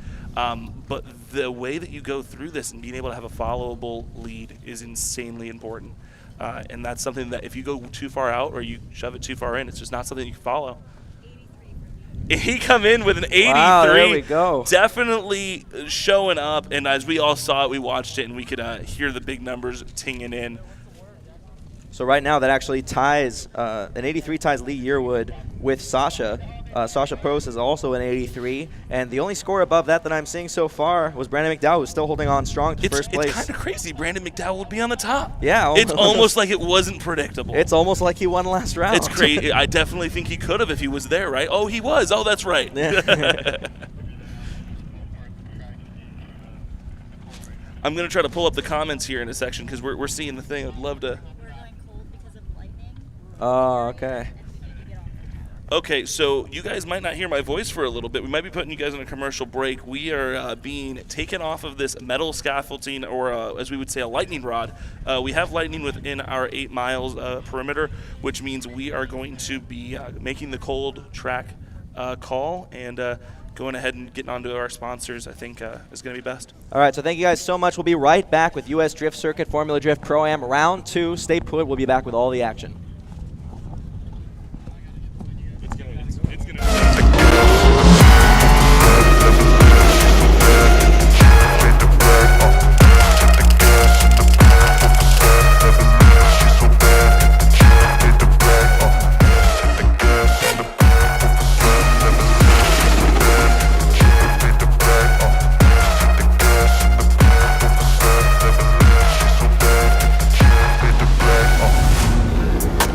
Guys, Team Taxi Garage here. Use code USDC during the live stream for 10% off store-wide.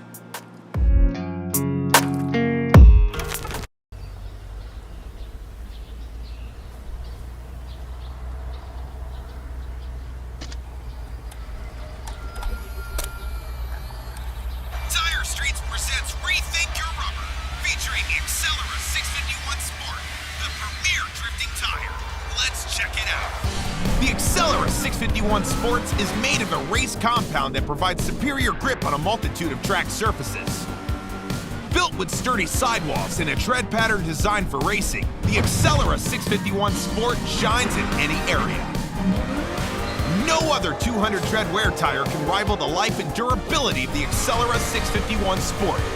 Paired with Tire Streets, who offers free shipping and a 30-day money-back guarantee, you can't go wrong. Show off for your friends with superior speed, grip, and tire smoke. We hope you enjoyed this presentation. We challenge you to rethink your rubber. Drive responsibly.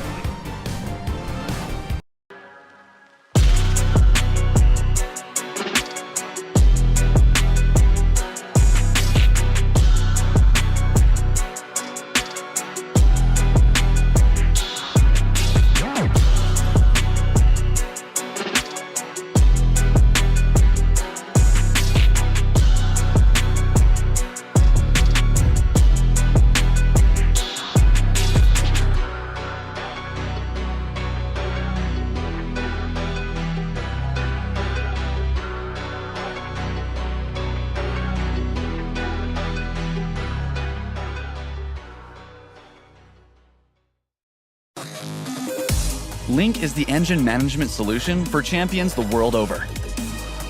We know what it takes to win, pushing boundaries, performing under pressure, and having the best people on your team.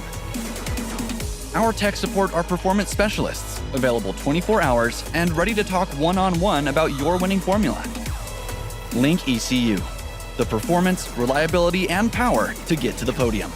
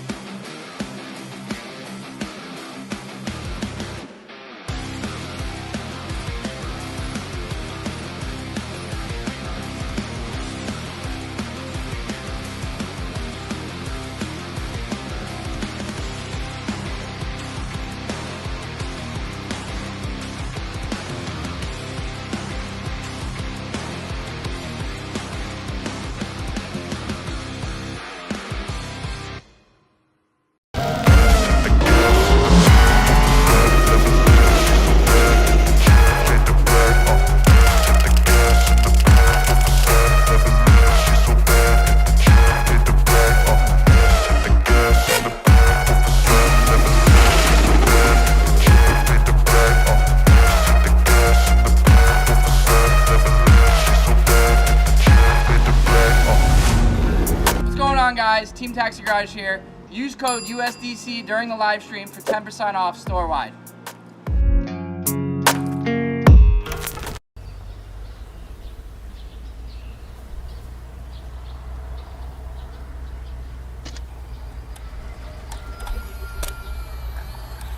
Tire Streets presents Rethink Your Rubber, featuring Accelera 651 Sport, the premier drifting tire. Let's check it out.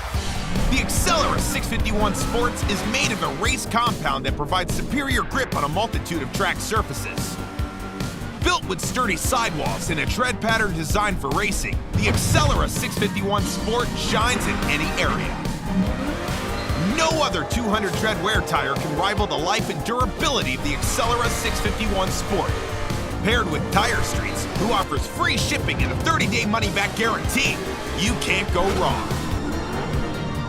Show off for your friends with superior speed, grip, and tire smoke. We hope you enjoyed this presentation. We challenge you to rethink your rubber. Drive responsibly.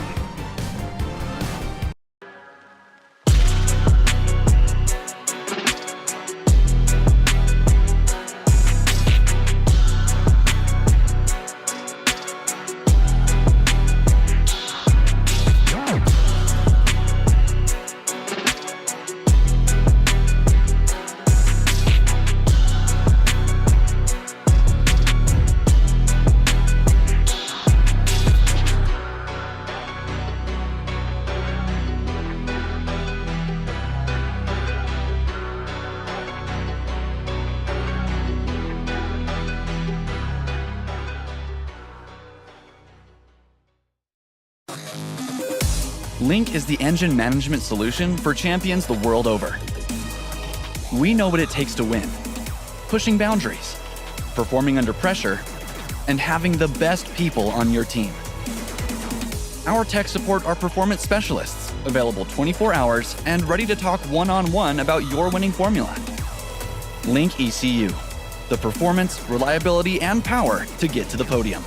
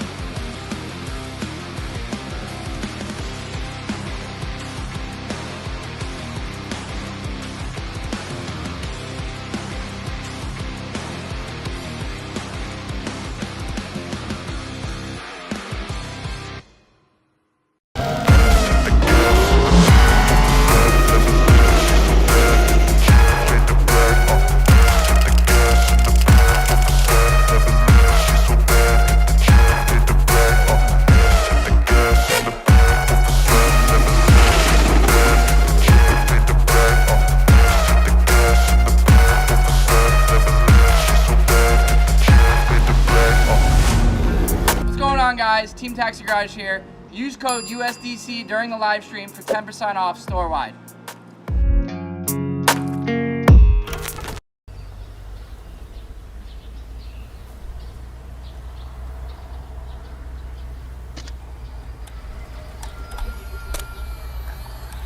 Tire Streets presents Rethink Your Rubber, featuring Accelera 651 Sport, the premier drifting tire. Let's check it out. The Accelera 651 Sports is made of a race compound that provides superior grip on a multitude of track surfaces. Built with sturdy sidewalls and a tread pattern designed for racing, the Accelera 651 Sport shines in any area. No other 200 tread wear tire can rival the life and durability of the Accelera 651 Sport. Paired with Tire Streets, who offers free shipping and a 30-day money-back guarantee, you can't go wrong. Show off for your friends with superior speed, grip, and tire smoke. We hope you enjoyed this presentation. We challenge you to rethink your rubber. Drive responsibly.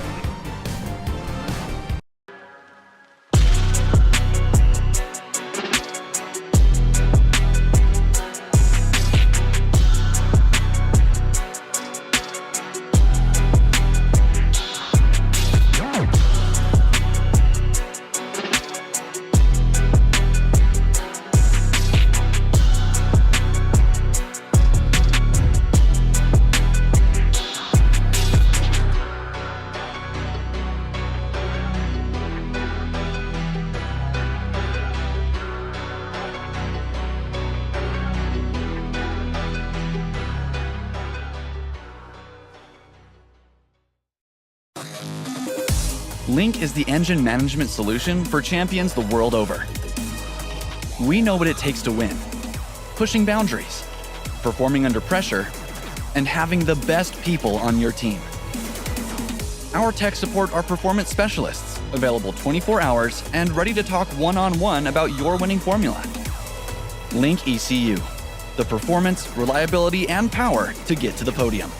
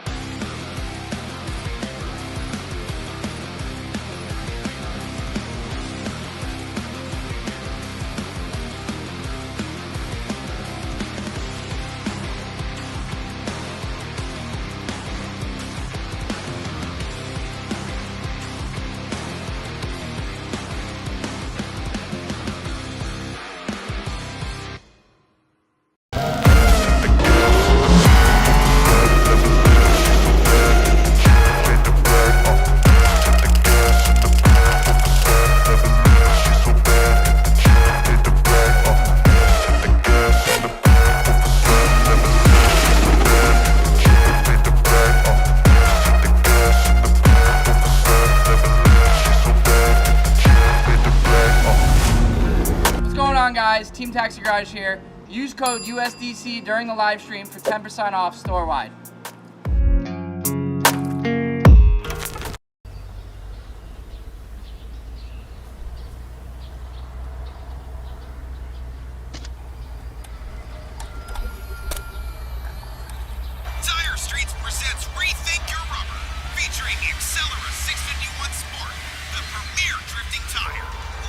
check it out. The Accelera 651 Sports is made of a race compound that provides superior grip on a multitude of track surfaces. Built with sturdy sidewalls and a tread pattern designed for racing, the Accelera 651 Sport shines in any area. No other 200 tread wear tire can rival the life and durability of the Accelera 651 Sport. Paired with Tire Streets, who offers free shipping and a 30-day money-back guarantee, you can't go wrong. Show off for your friends with superior speed, grip, and tire smoke. We hope you enjoyed this presentation. We challenge you to rethink your rubber. Drive responsibly.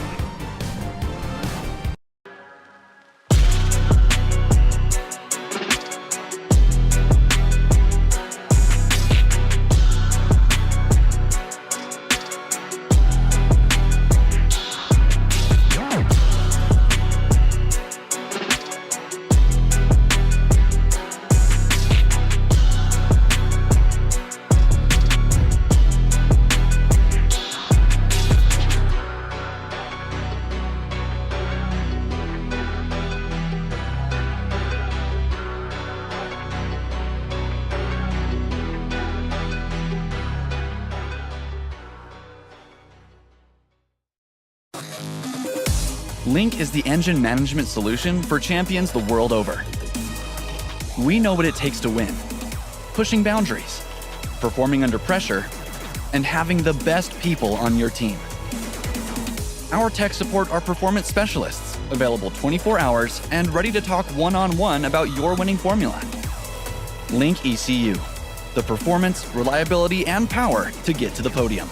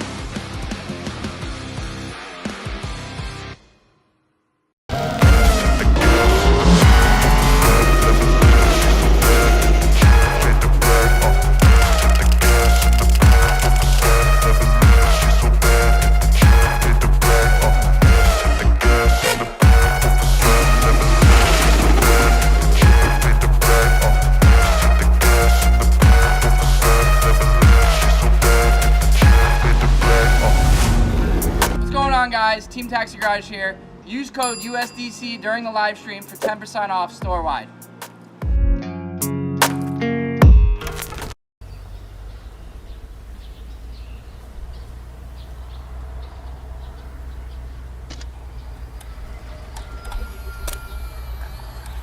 Tire Streets presents Rethink Your Rubber, featuring Accelera 651 Sport, the premier drifting tire. Let's check it out. The Accelera 651 Sports is made of a race compound that provides superior grip on a multitude of track surfaces. Built with sturdy sidewalls and a tread pattern designed for racing, the Accelera 651 Sport shines in any area. No other 200 tread wear tire can rival the life and durability of the Accelera 651 Sport. Paired with Tire Streets, who offers free shipping and a 30-day money-back guarantee, you can't go wrong. Show off for your friends with superior speed, grip, and tire smoke. We hope you enjoyed this presentation. We challenge you to rethink your rubber. Drive responsibly.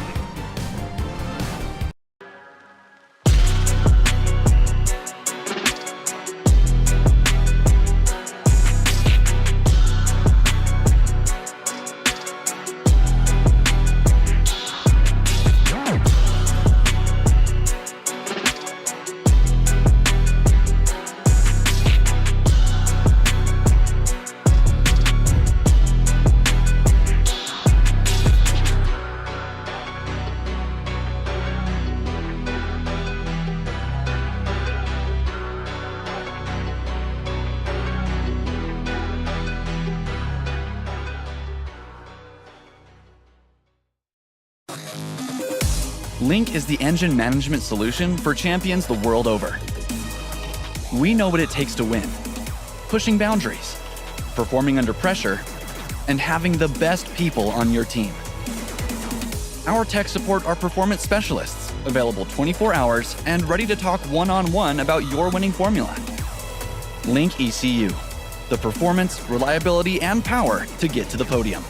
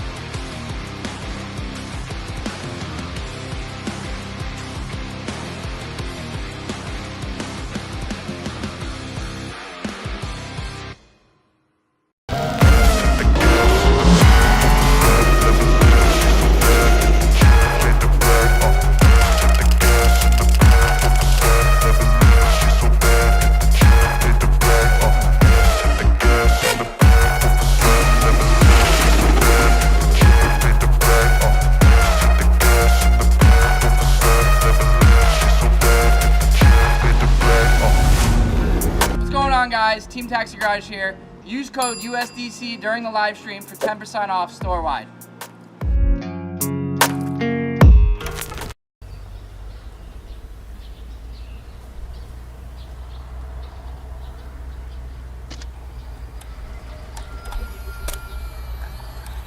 Tire Streets presents Rethink Your Rubber, featuring Accelera 651 Sport, the premier drifting tire. Let's check it out. The Accelera 651 Sports is made of a race compound that provides superior grip on a multitude of track surfaces.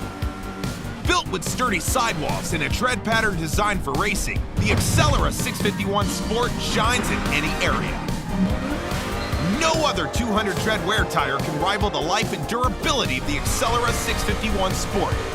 Paired with Tire Streets, who offers free shipping and a 30-day money-back guarantee, you can't go wrong. Show off for your friends with superior speed, grip, and tire smoke. We hope you enjoyed this presentation. We challenge you to rethink your rubber. Drive responsibly.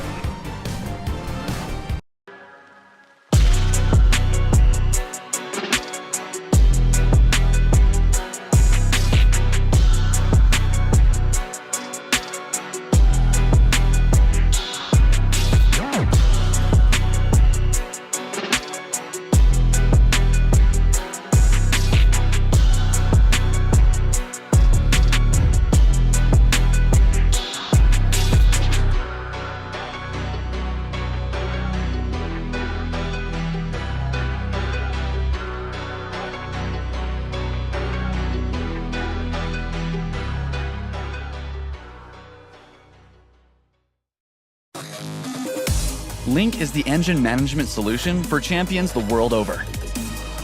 We know what it takes to win.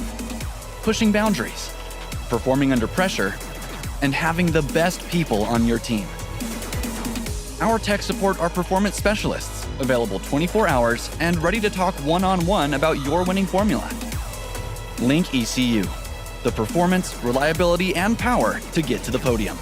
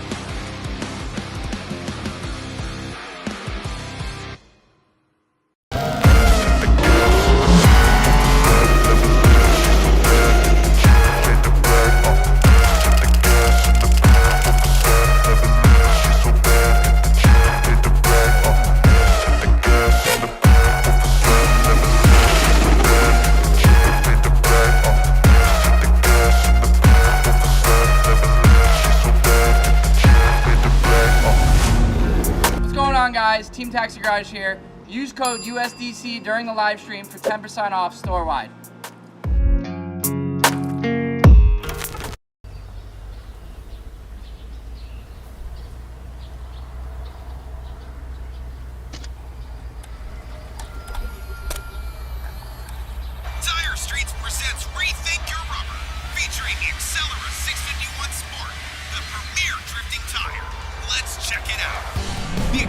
651 Sports is made of a race compound that provides superior grip on a multitude of track surfaces. Built with sturdy sidewalls and a tread pattern designed for racing, the Accelera 651 Sport shines in any area. No other 200 tread wear tire can rival the life and durability of the Accelera 651 Sport. Paired with Tire Streets, who offers free shipping and a 30-day money-back guarantee, you can't go wrong. Show off for your friends with superior speed, grip, and tire smoke. We hope you enjoyed this presentation. We challenge you to rethink your rubber. Drive responsibly.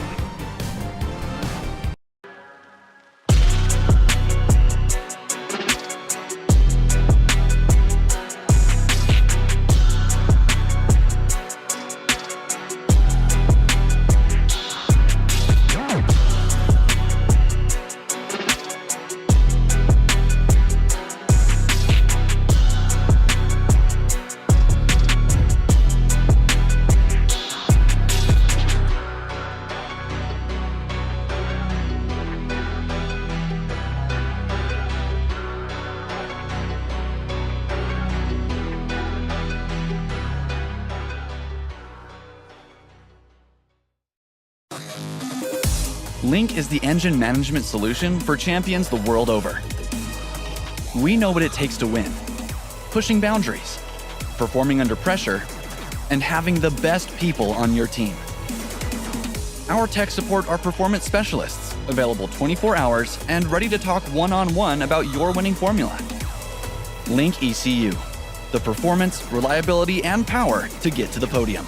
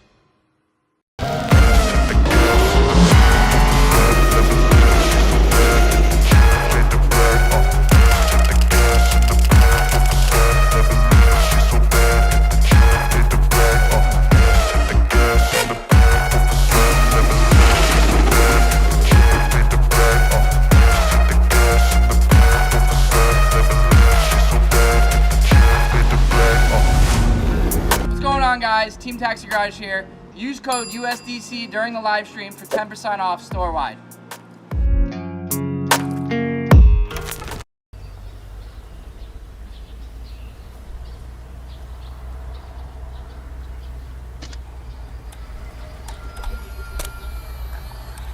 Tire Streets presents Rethink Your Rubber, featuring Accelera 651 Sport, the premier drifting tire. Let's check it out. The Accelera 651 Sports is made of a race compound that provides superior grip on a multitude of track surfaces. Built with sturdy sidewalls and a tread pattern designed for racing, the Accelera 651 Sport shines in any area. No other 200 tread wear tire can rival the life and durability of the Accelera 651 Sport. Paired with Tire Streets, who offers free shipping and a 30-day money-back guarantee, you can't go wrong. Show off for your friends with superior speed, grip, and tire smoke. We hope you enjoyed this presentation. We challenge you to rethink your rubber. Drive responsibly.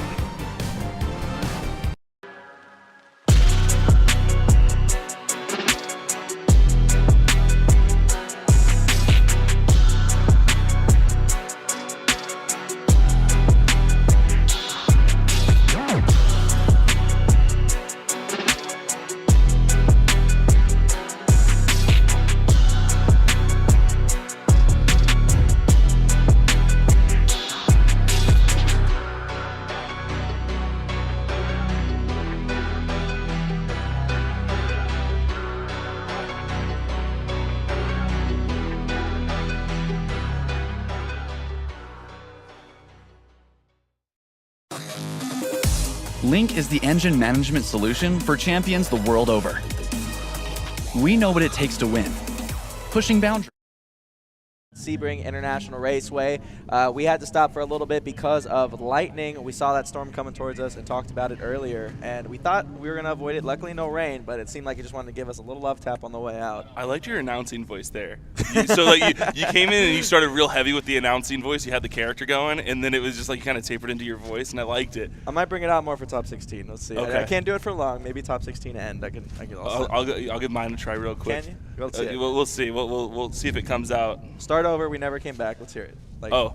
Ladies and gentlemen, welcome back live at Sebring. We're here at the United States Drift Series with Formula Drift, where the chance for these guys to come out and get a Formula Drift license so they can continue to compete to their heart's content. That was perfect. Can we do that? Yeah. All right. Yeah. Not now. We'll save it for top 16. But Pinky Okay. promise you'll commit. We'll be in character the whole time. Oh, the whole time. Top 16 end. The whole time is rough, man. I'm a character in myself. This is a character, right? Well, we'll get some water bottles. We'll gargle it a little bit. We'll make sure our vocal Oh, I have cords are nice and Starburst in my ready. pocket. That's perfect. It's lots of phlegmy back there. Unfortunately, I need it. My vocal cords are not what they used to be. I keep destroying them. It's karaoke night, man. I have a friend that likes to do the karaoke nights, and I get coaxed up onto the stage for the most interesting duets. Songs that are not duets, we turn into duets. It's great.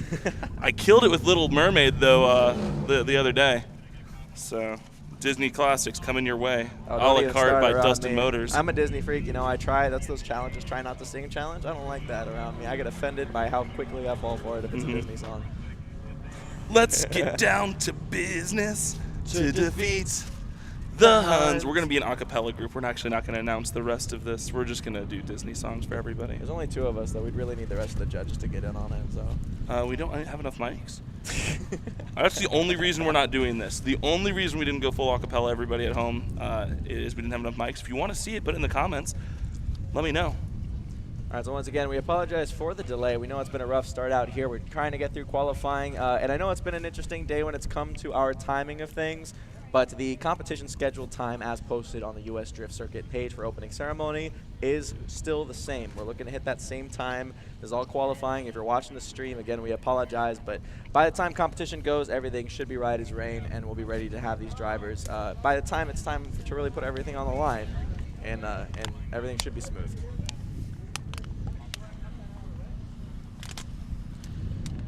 People are making their way back up to the wall. Glad to see everyone returning from the pits. A little bit of a lightning storm gave everyone a chance to refresh, reapply some sunscreen, get some water. Just because it's overcast, guys, I'm going to tell you, I'm very pale, and it is a good idea to put on sunscreen. All right, so here we go with the next qualifier. Brad St. Germain going back out there for his next qualifying run. His previous run, we saw him 0 out, so we're looking to see some points on the board for him. He's keeping it in the track, really trying to find, oh man, that is just unfortunate. I'm not sure exactly what's going on. He's having a little bit of trouble displaying all of his power right there. We hear him constantly clutch kicking, trying to get it into the power. It almost seems like a grip issue, but then it's a power issue, and then it's just a never-ending battle for sure. I agree. It's hard to tell sometimes too, because I mean, hey, a V8 sounds like a V8 to a certain extent. You can never really tell how much power they're making. Absolutely. Yeah, I know. One of the things you just got to consider on the judge front when they're looking at everything is there's going to be a line judge, a style judge, and an angle judge. And each one of them is going to be bringing in the specifics, and then overall they're looking at it as a whole to get the points for what we're seeing here. His previous being a 0 because he did straighten. So, you know, with that one transition, I don't know what the judges are going to consider it. We don't have the replay running just right now, so I didn't get a chance to re-look at it.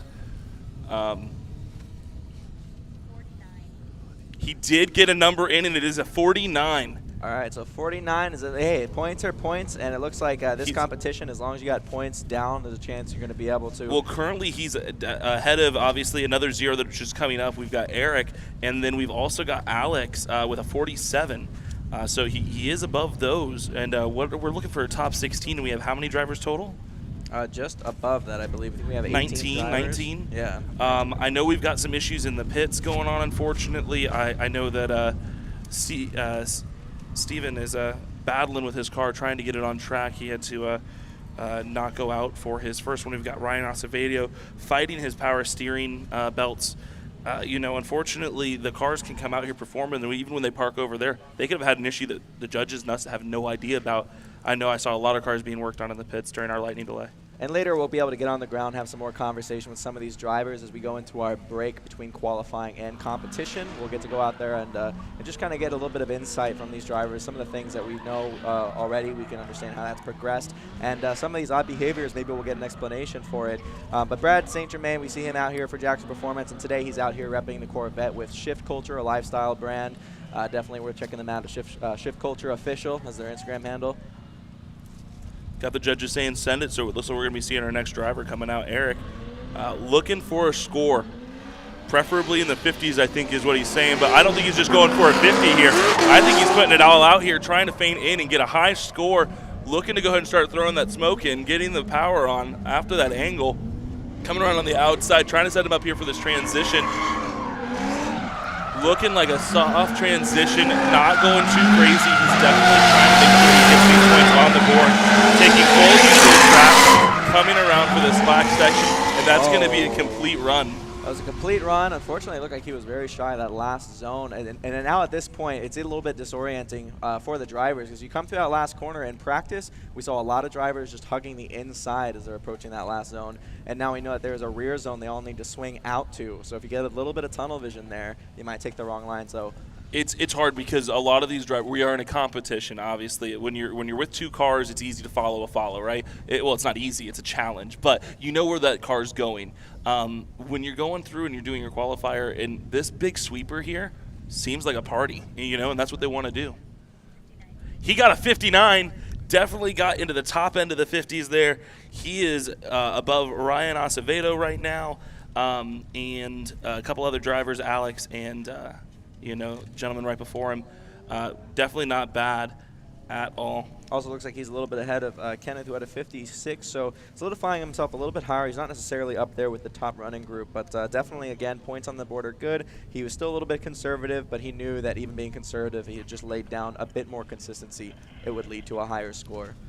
Absolutely. Yeah, and I'm going to be honest, as much as I would love to figure out the bubble and continue the numbers, we're going to go ahead and let that be the way it is.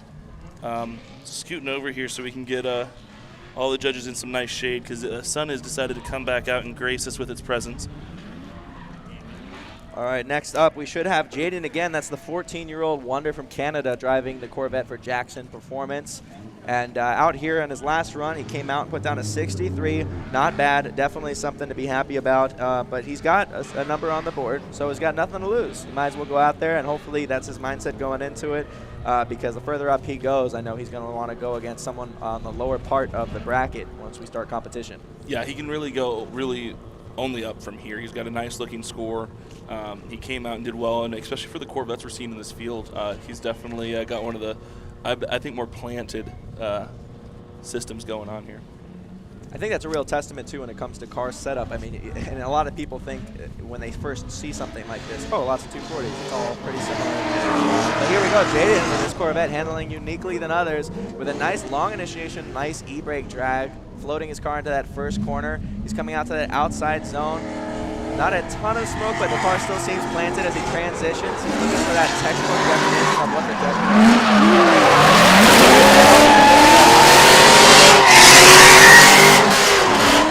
a little bit shy of that last zone. It looks again, we're seeing a couple more drivers fall for that. We have, like I said, we have two totally different sets of tire lines now coming through that last section. Yeah, that's exactly what we were just talking about. It's that party line, man. He got into the power. He started feeling it. He started wandering out just a little too far, and there's just no way without doing a very wonky transition and shutting down power that you could possibly reach from that far angle out into there. And that's why the judges warned him and told him, take the middle line, start out, get into that zone. That's what we're looking for. So the line judge is really going to be harping on that. I mean, it's just going to be what happens. Well, and as they should, too, because, oh, here we go. Coming out with a 72 score. So we do have an improvement from his previous score at a 63. Great transition. It's the initiation transition. He carried the front end of this track very well. And we do have it in sections, in sectors. That we're going off on scoring. So we're trying to judge them from start to finish. We're not just looking at the the run and how we feel about the best or worst position in it. And the bright side, I mean, hey, like if you have a run and you get a score and you can't really tell where it was because the whole lap was all over the place, it's really hard to figure out what you need to tighten in. It seemed pretty clear that the first half of the track he's got down. He's got his challenge. He knows what he has to work on. So hopefully he's going to look back at that in replays, take a look at it, because it's always nice when you just know it's just one or two things you got to clean up. Yeah, and the spotter in his ear, if you guys don't know, almost all the drivers here are going to have headsets in, have spotters that are giving them information. That's crucial. That's a communication like no other. You're talking about how you feel, how the car was planted, sitting, positioning of it. They need to be so well connected, and that combination is just hard. You can't have anybody just spot for you. So definitely a big shout out to all the spotters out there giving these drivers a hand. I know that you love the sport, and we appreciate you helping them. Looks like up next we're going to have Savio. I don't know why I looked at the paper. I heard that a mile away. Oh, wait, here we go. Oh, Duarte. That's maybe why we should look at the paper. Maybe I should look at the paper. Duarte, well, they're both Drift HQs. What can I say? The engines, they rattle up the entire track when they turn on. Yeah, they're good sounding stuff, man. The Fab guys out there really put some good work into the exhaust. They're running, from what I believe, all oval style, the big style exhaust. I'm trying to hear over there, and I keep hearing them warm up the tires in the fun day in the back area. So I keep getting mixed sounds. I'm like, wait a minute, what did I just hear? I think it was pretty wild, too, just to speak about Drift HQ, is that there's been so many times where something's happened to another driver at a track, and they think, man, oh, this ended my entire day. Where am I ever going to find this part?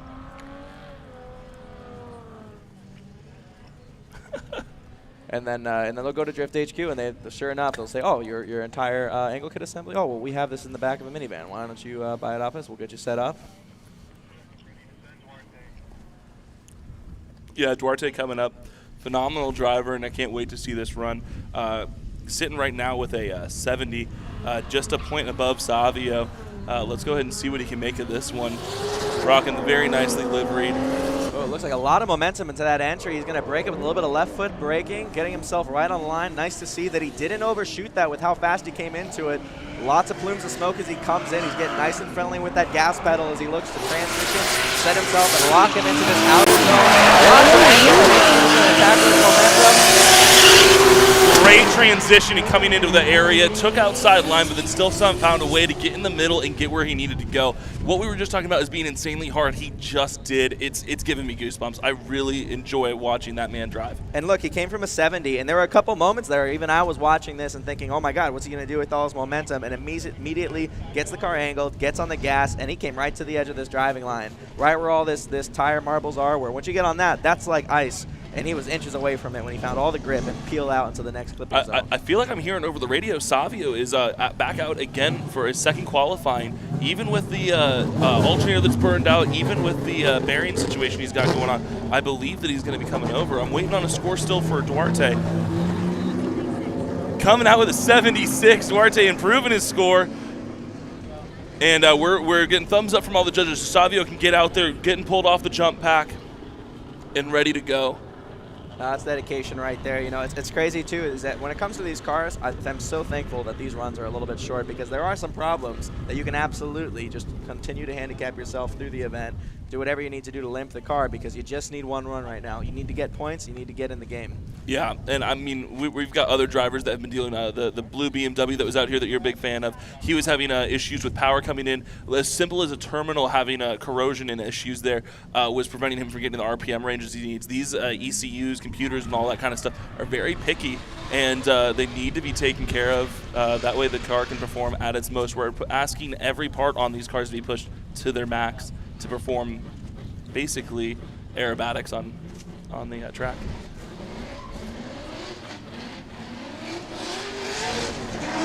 Here we go, Savio. Time to see what he can make of this run. We know what kind of problems he's tackling. Let's see if he's going to take something away out of this. He already got a 71 on his first run. And right now, he looks like he's going to go ahead and just completely forget that there's anything going on. Why acknowledge it?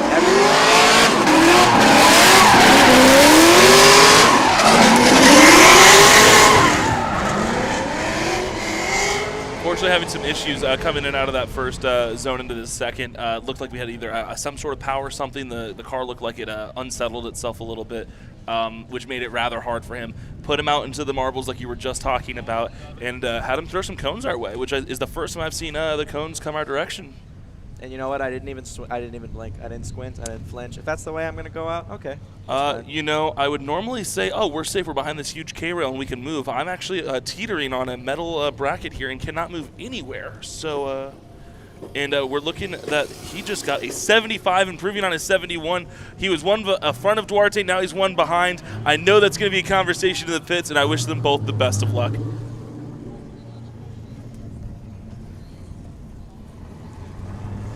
All right, so we have a staff member jumping onto the track right now in an iconic taxi garage crazy cart. I don't know if we have any of the cameras available to take a look at that, but man, it is just caked in rubber. There's no, he's practically off-roading here. He's driving on top of this rubber. It's really testing that crazy cart. It bounced off the wall of the cone here that was in front of us. He smashed it into the wall and it said, hey, I want to come for a ride. This looks cool. I don't want to just sit here and watch. I want to be a part of the action.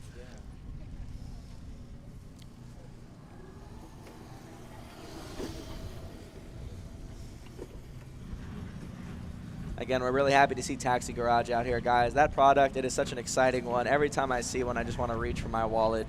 And I got to say, too, once you do get one, such an amazing customer support process. I've been around them, and I've seen them each get on the phone directly, the owners, with fathers who are trying to make sure that everything's right with their son, anyone who has already bought one that wants to do some upgrades. I mean, when you buy those, it is not just packed and sent to you, and then the relationship is over. You can continue an existing relationship, keep upgrading, make them faster, cooler, better, and even some custom orders. I've seen some cool things come from them. Absolutely. Something I will shout is definitely go follow them on Instagram, guys. Actually, if you get a chance, follow everybody on Instagram. It costs you nothing. You get to see people you enjoy. You're obviously out here and you're obviously logged in watching this. They produce some of the best content. I know I went through and it took me about 15 minutes. I tagged every single driver that's coming out for this event and put it on my story. It took a lot of time, but definitely go ahead and reference that. Go through and click on some drivers. Definitely give them a follow. Watch some of these crazy builds from start to finish, and you get way more invested in it because obviously we're not on Fox News or CNN with all the what's going on with someone's car build, but YouTube and Instagram is the next best option.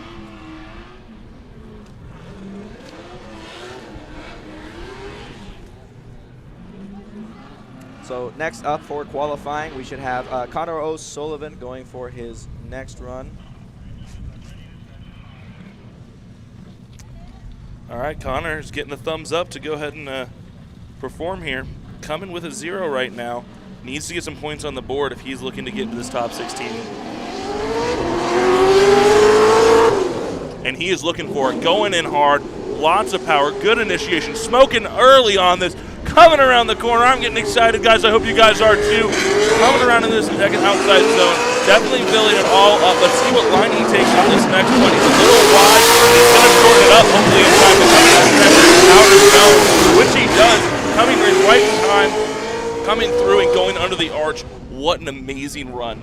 That car looks like it handles so well, as we can see on the replay from the drone footage. It looks like he was just a little bit off coming into the very first outer zone, but you could almost never tell with the confidence that he came in with. That car was just so settled in its position once it came into the corner, and I love to see the pivot point on that car. I mean, the moment that car needs to rotate, it just does so and carries its momentum directly where he wants to take it. Yeah, I'm excited to see him hopefully move forward into the top 16. I got to see him tandem practicing earlier, and what an aggressive driver, and I love a good aggressive driver that's in a follow position coming in and putting that almost on the door, controlling it. Coming in with an 81, a well-deserved 81, coming in from the bottom with a 0, coming in on a second one, getting an 81, and that's why we have 2 rounds with this system, not a single knockout because of situations just like that. And that's a perfect example of not knowing when things are going to be shaken up. Someone who just got a 0 on the previous run, now with an 81, pushing some people around. Douglas Santana now below him. We already have others below him. Duarte and Savio now are below him. So you mean everyone else that had qualified feeling good about their position beforehand, and then someone who was a 0 just became a hero and shook things up. Yeah, almost the entire board just shifted down one place. I think one person didn't move. And we still have yet to go because our next run is Sasha. And with an 83, it looked like he still had some more to give. Yeah, so 2 people didn't move. Everybody else on the board. That's crazy.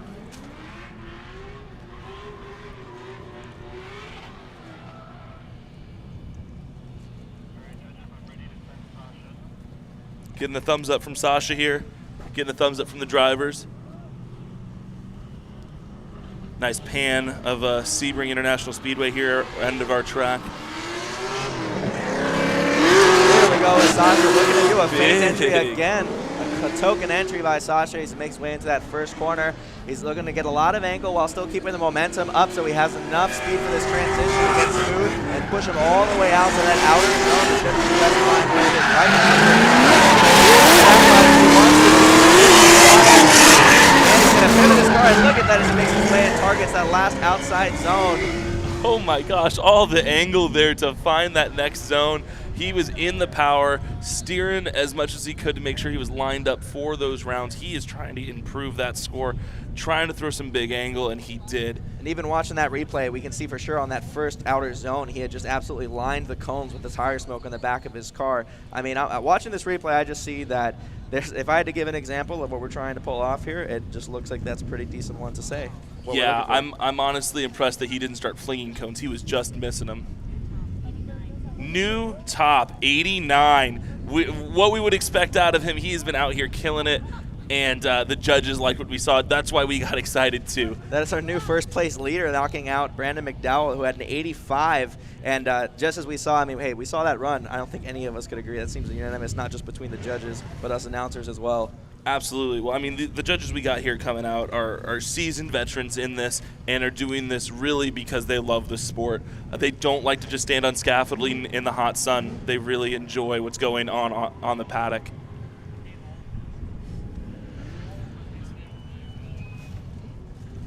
You're the best.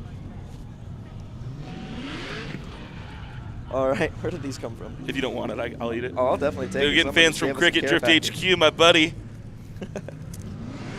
All right, our next driver up should be Douglas Antana, sitting on a 76.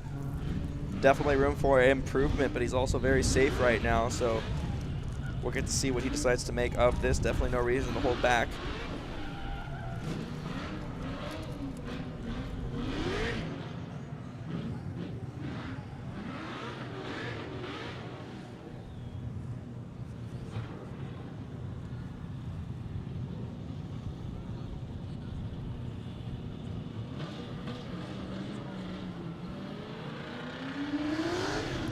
Sorry, I had to take a break to enjoy my candy. But coming up, the gentleman that I was saying was having the battery issues in practice. He only got really 3 or 4 good runs, and he is out here exploding into this, just getting them cones, coming around.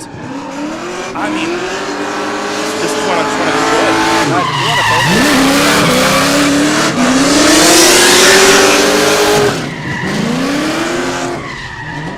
I definitely can't say that he held back any amount of smoke on that run. And the first corner, you could definitely see him coming in, not just 2 tires, but all 3 seeming to generate some smoke as he came in to the beginning of his run. Taking a look at his replay, he definitely looked poised and in control. It's going to come down to the style and line, it seems. There There you go. It's the live feed with just a delay.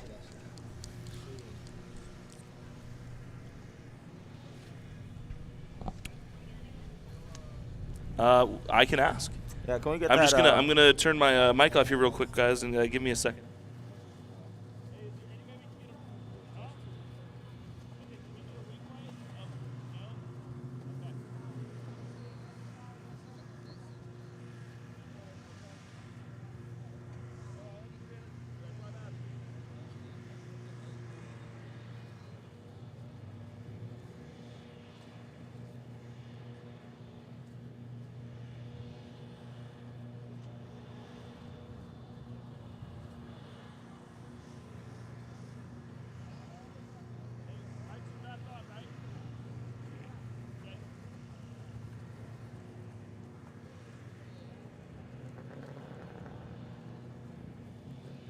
So we're talking right now to the judges. We're trying to figure out if we can get a replay going.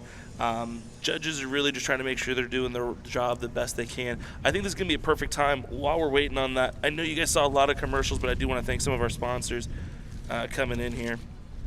first off to start off. We got Golden Grown. I've heard nothing but good things coming through, and I love that they're supporting this sport. We've got Drift HQ, without a doubt. You were saying it earlier, hey, I need a part, whatever. We were joking when we were hanging out. They're like, yeah, we're competing against people, and we're handing them the parts they're breaking so they can get back out. We're giving them a hand fixing their car, and then they're going out there and beating us. Incomplete security went 3 tires off and straight to finish. Okay, so I'm getting an incomplete run on that last run. If you're wondering what it was going to be a 3 wheels off call. And they were trying to confirm it was seen by judges, and they were just trying to make sure with video evidence. So unfortunate, it looked great, but obviously, of course, we're here to put the drivers through the ringer, so one of those is going to be that very strict line. It looks very cool, but if we see something happen that's not what the judges are looking for, then it's going to definitely reflect in the qualifying points. Yeah, no, it's definitely unfortunate to see, but with how rowdy he was getting, which first off, love to see it. You got to stay on track. Yeah. Every FD driver goes off track. Every single competitor at some point is going to go off track. And the nice thing is going off track here isn't that big of a deal. And honestly, there's no reason to knock him for that type of a situation because, I mean, hey, he's on the board with a 76. You know, if there's a time that you're going to risk it, it's exactly that time. He did, and the consequence of just trying to go hard is sometimes you go home with an incomplete. He's playing chess, not checkers on that one. He's not just trying to get a higher score. He's looking at what the middle pack is and the number he has and who he's going to have to face, knowing he wants to get a higher score to better his chances to go against somebody that maybe is having a technical issue. Agreed, and here we have Alex Puig, his previous run with a 47, so he's definitely looking to move up on the points. I'm hoping to see something out of him to reposition himself. I know he doesn't want to be here at the bottom because that's going to put him towards the top of the bracket in his first battle.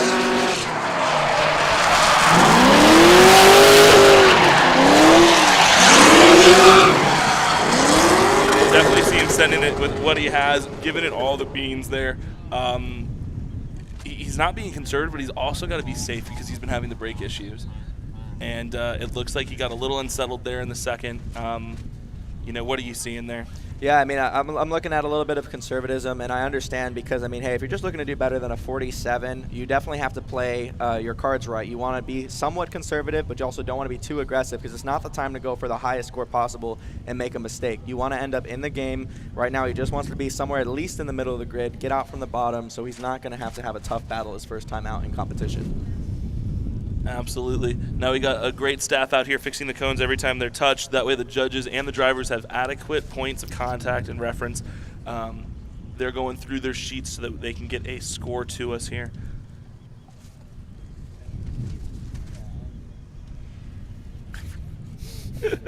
I'm razzing him over here for how he used his lollipop. He's about to use a napkin, which it's going to stick to, so he's going to get to eat some paper, which is going to be entertaining. You know, I'm realizing how long it's been since I've had a lollipop and been faced with this conundrum. The wrapper is there for you to rest it in, and I've completely dispatched it. He's looking at a 57, increasing his points there by 10. Definitely. Oh, okay. I was hearing no's, and I was wondering if I heard something wrong, but with a 57, definitely jumping up towards the middle of the pack there. A whole lot closer than he was with 47. Yeah, 57, it looks like some of the only individuals who'll be going above in points at the moment is Kenneth Geringer, who has a 56. And then, so that's going to, you know, and then also it looks like we have Brad Germain with a 49. Well, it looks like he's going to get to stay away from, who's our high score right now? Sasha. Sasha had an 89, so we have Sasha with an 89, again McDowell with an 85, and then I believe our third place is currently Lee Yearwood with an 83.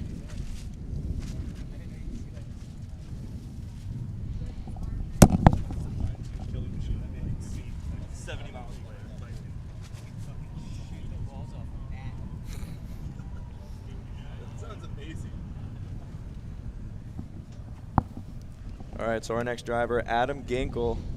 I don't have his qualifying score for the last run written down. Okay, so his previous run, he had a 73, so he's going to look to capitalize on that. I mean, hey, another driver with a good score might as well leave nothing behind on his second qualifying run. After this, they are going to go into a practice session, so, I mean, hey, put it all down. You got more time to practice.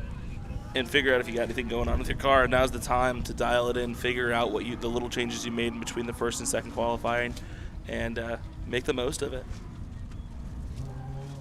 I know I'll be making the most of the next practice session. Here we go, Adam Gingle with brake bank in his G, one of the very few Infinities out here, if not the only one, putting lots of angle down. He's gonna try and be a little bit more aggressive this run. It looks like he's setting himself up. We're gonna see how he decides to define this run with this next section here. Absolutely, and like you said, he's taken this car out going on the top.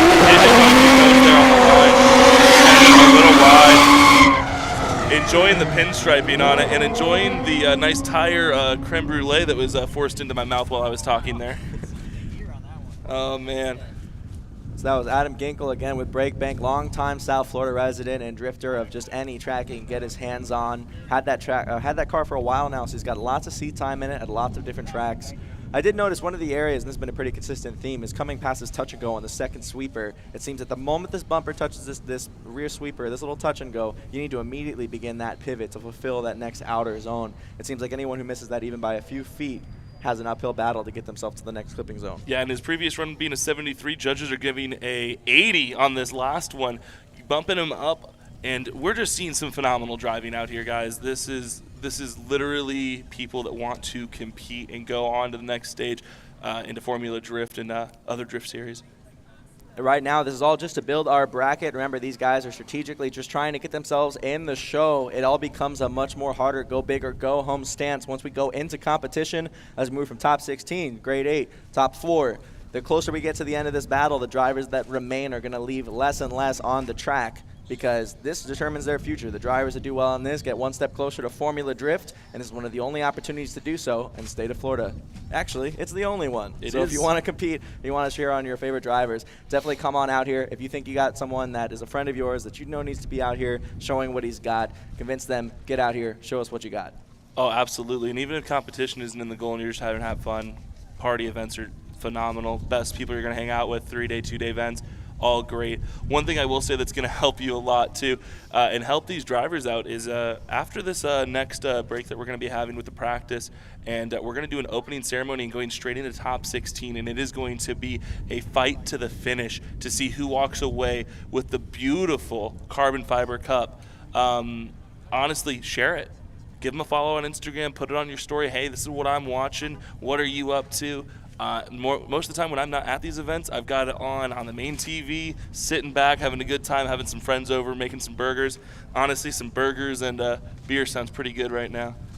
And we've got some interesting stuff coming up. I mean, we're still making our way through qualifying. This is our second group going, and we still have yet to come over to some of our fan favorites that are here. We still have yet to see Hurt go with a second run. He had a 0 on his first one. We just saw Adam Ginkel go and lock in an 80. We have Joseph Love, who had a 0. We want to see him capitalize. And we also have Marcelo Zalba, lots of room to improve with a 64 on his previous run. A fan favorite Hurt, though. I mean, it's pretty awesome. I've got to say, it's pretty honorable that someone who's with Hoonigan, he's got the opportunity. He could probably pick to compete anywhere. He chose Njuku. He chose Florida. So, I mean, people who watch Hurt and support him, to see him come out here and say, all right, let's see how we do in Pro-Am. Let's see what happens and where our license takes us.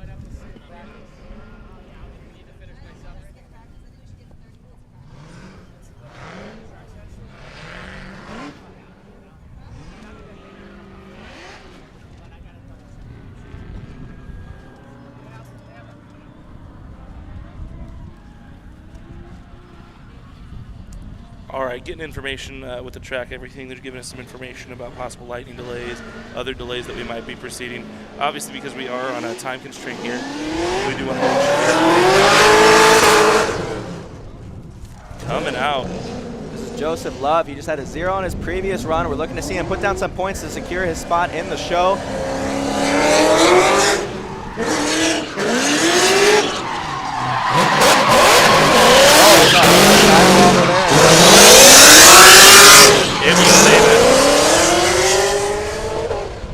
And wow, that car is extremely gripped up. Hopefully he was able to salvage some points out of that run. And unfortunately, some of these cars, even trying to put down a conservative run, is a little bit of a tall order. That car obviously looking very gripped up, wants to be at full angle. Some of these cars, they just need it all the time, as much as possible. And if you try to give it any less, then you're actually in trouble. And we might have seen that as we saw some of the corrections as he tried to just be a little bit gentle coming into that second outer zone. The car tried to come around on him, and he just wasn't going to let it happen. But unfortunately, the judges seeing that happen, that's obviously going to go against the points there.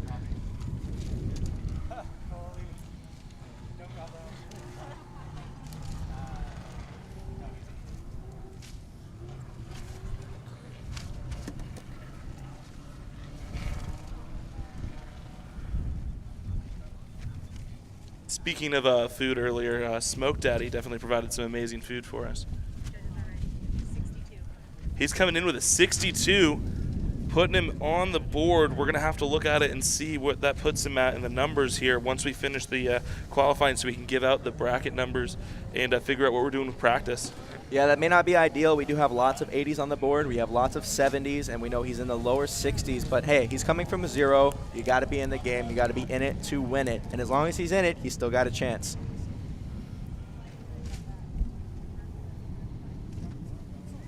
Next one up, we should be expecting Kenneth Geringer, which had a 56 in his last qualifying run.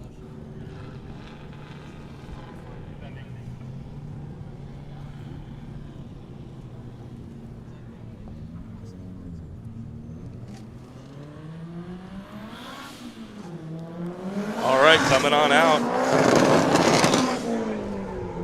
There we go, an aggressive Manji into a faint e-brake pull, just trying to get out there and show some style, show some love. See an attack, trying his hardest to get out there, full throttle here, bouncing off the left. Accelerating. Oh, he might have triggered a little bit too much. Kenneth, what just happened? He appeared to give himself just a little bit too much of a deceleration, thinking that he had too much momentum, and then he ended up trapped, unable to get out to the next outer zone. Just trying to predict it and just made the wrong call. And as we've learned here, certain clips, it's never just, if you miss one, the rest of it's okay. Some of these clips are setting you up directly for the next ones in line. So unfortunately, if you make a mistake, it takes you offline of one of them. It can actually throw away a lot of the run. But him coming up from a 56, we'll see where that puts him. Well, he's coming in with a 53. Not the score he was looking for, was wanting to get out of the 50s. We're trying to get through here. We've got Hurt coming up. Your favorite, I think, is that what you're saying? I keep hearing I can't say he's my favorite. I got to support You're not a judge, my local guys here. Thank God I'm not a judge. I'm clearly too biased. No. But here we go. There's Hurt coming up, and again, once again, we love him. He's from Hoonigan, and we were used to seeing the Hoonicorn out here. He used to drive it around in Central Florida, and now we see him with Njuka Racing. It's a great pairing to see him out here in a Skyline, and he's coming from a 0, so we definitely want to see him put some points down. We definitely want to see him make it into the show, as we do with all the drivers on the second run. We want all these guys to have the best shot possible, because all these guys work so hard to get here. Some of them wrenched overnight. I'm sure some of them were up till 2 o'clock in the morning. I know I was. Yeah. Swapping Miata diffs. I was trying to get a Miata to come out here, maybe hit the fun track in the back. See? Just having nothing but issues, but that's how drifting works. One of the things you said is he's coming from a 0. The Hercules song, 0 to Hero, just like that. Let's go ahead and see him make it happen. Nice big e-brake pull. Confidence looks promising so far on that outer zone as he gets a little bit of an angle. Now we're seeing some of that grip and throttle come into play, so he can build the momentum to transfer to this outer zone here. A little difficult to tell from here.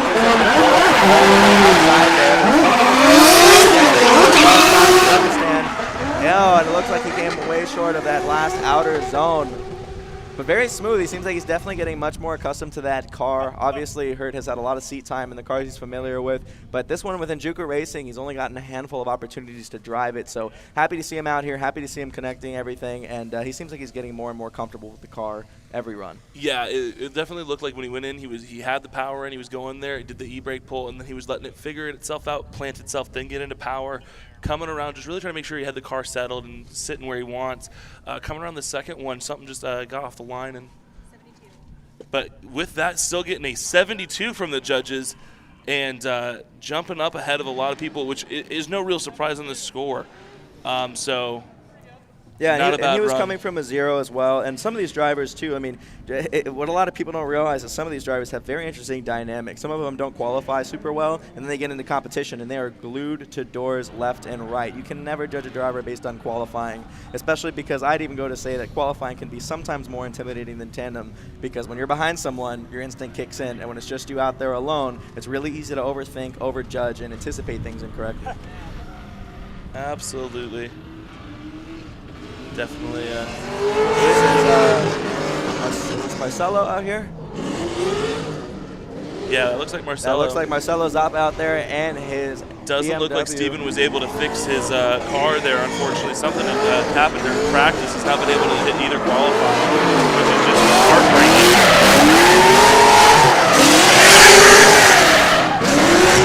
Oh, there we go. And doing as best he can to tuck that last transition. And hey, I mean, that's one of those areas where I see those BMWs really shining. He was in a pinch, and you saw him really quickly. It seemed like he built up tension in that car, whipped it around, and just tried to fling it out last second towards that outer zone. And it might have paid off for him. Some cars can do that, some can't. That's the main word I say with the BMW is fling. That is a car you have to throw around. It's definitely something that needs to go. The Zs and the Vets, you can just lightly power in and stuff. And some BMWs are set up that way, but most of them, you flick that back end in and commit. 70 for Marcelo. Coming in with a 70, jumping up over his 64. The judges are going to compile all their notes and get a bracket going. And All right, so that looks like it's going to be it. Thank you so much for joining us here for qualifying. All of our drivers have now made it through the grid. We're going to be compiling all of the scores to make our bracket, let you guys know where they're going to stack up, and hopefully have an exciting competition for you when we come back. We're going to be looking to get a starting time pretty soon here, so we're going to cut our stream, but we don't want you to go anywhere. Once again, thank you so much to our sponsors, Link ECU, Golden Grown, Dustin Motors, our co-star here. Thank you so much for being here. We got Flyday FPV, Jack's Performance, OMP Racing, Sebring, of course, Taxi Garage, Tire Street, Holy Shift, and OCT Composites. Don't go anywhere. We'll be back in a little bit to begin your top competition's opening ceremony. so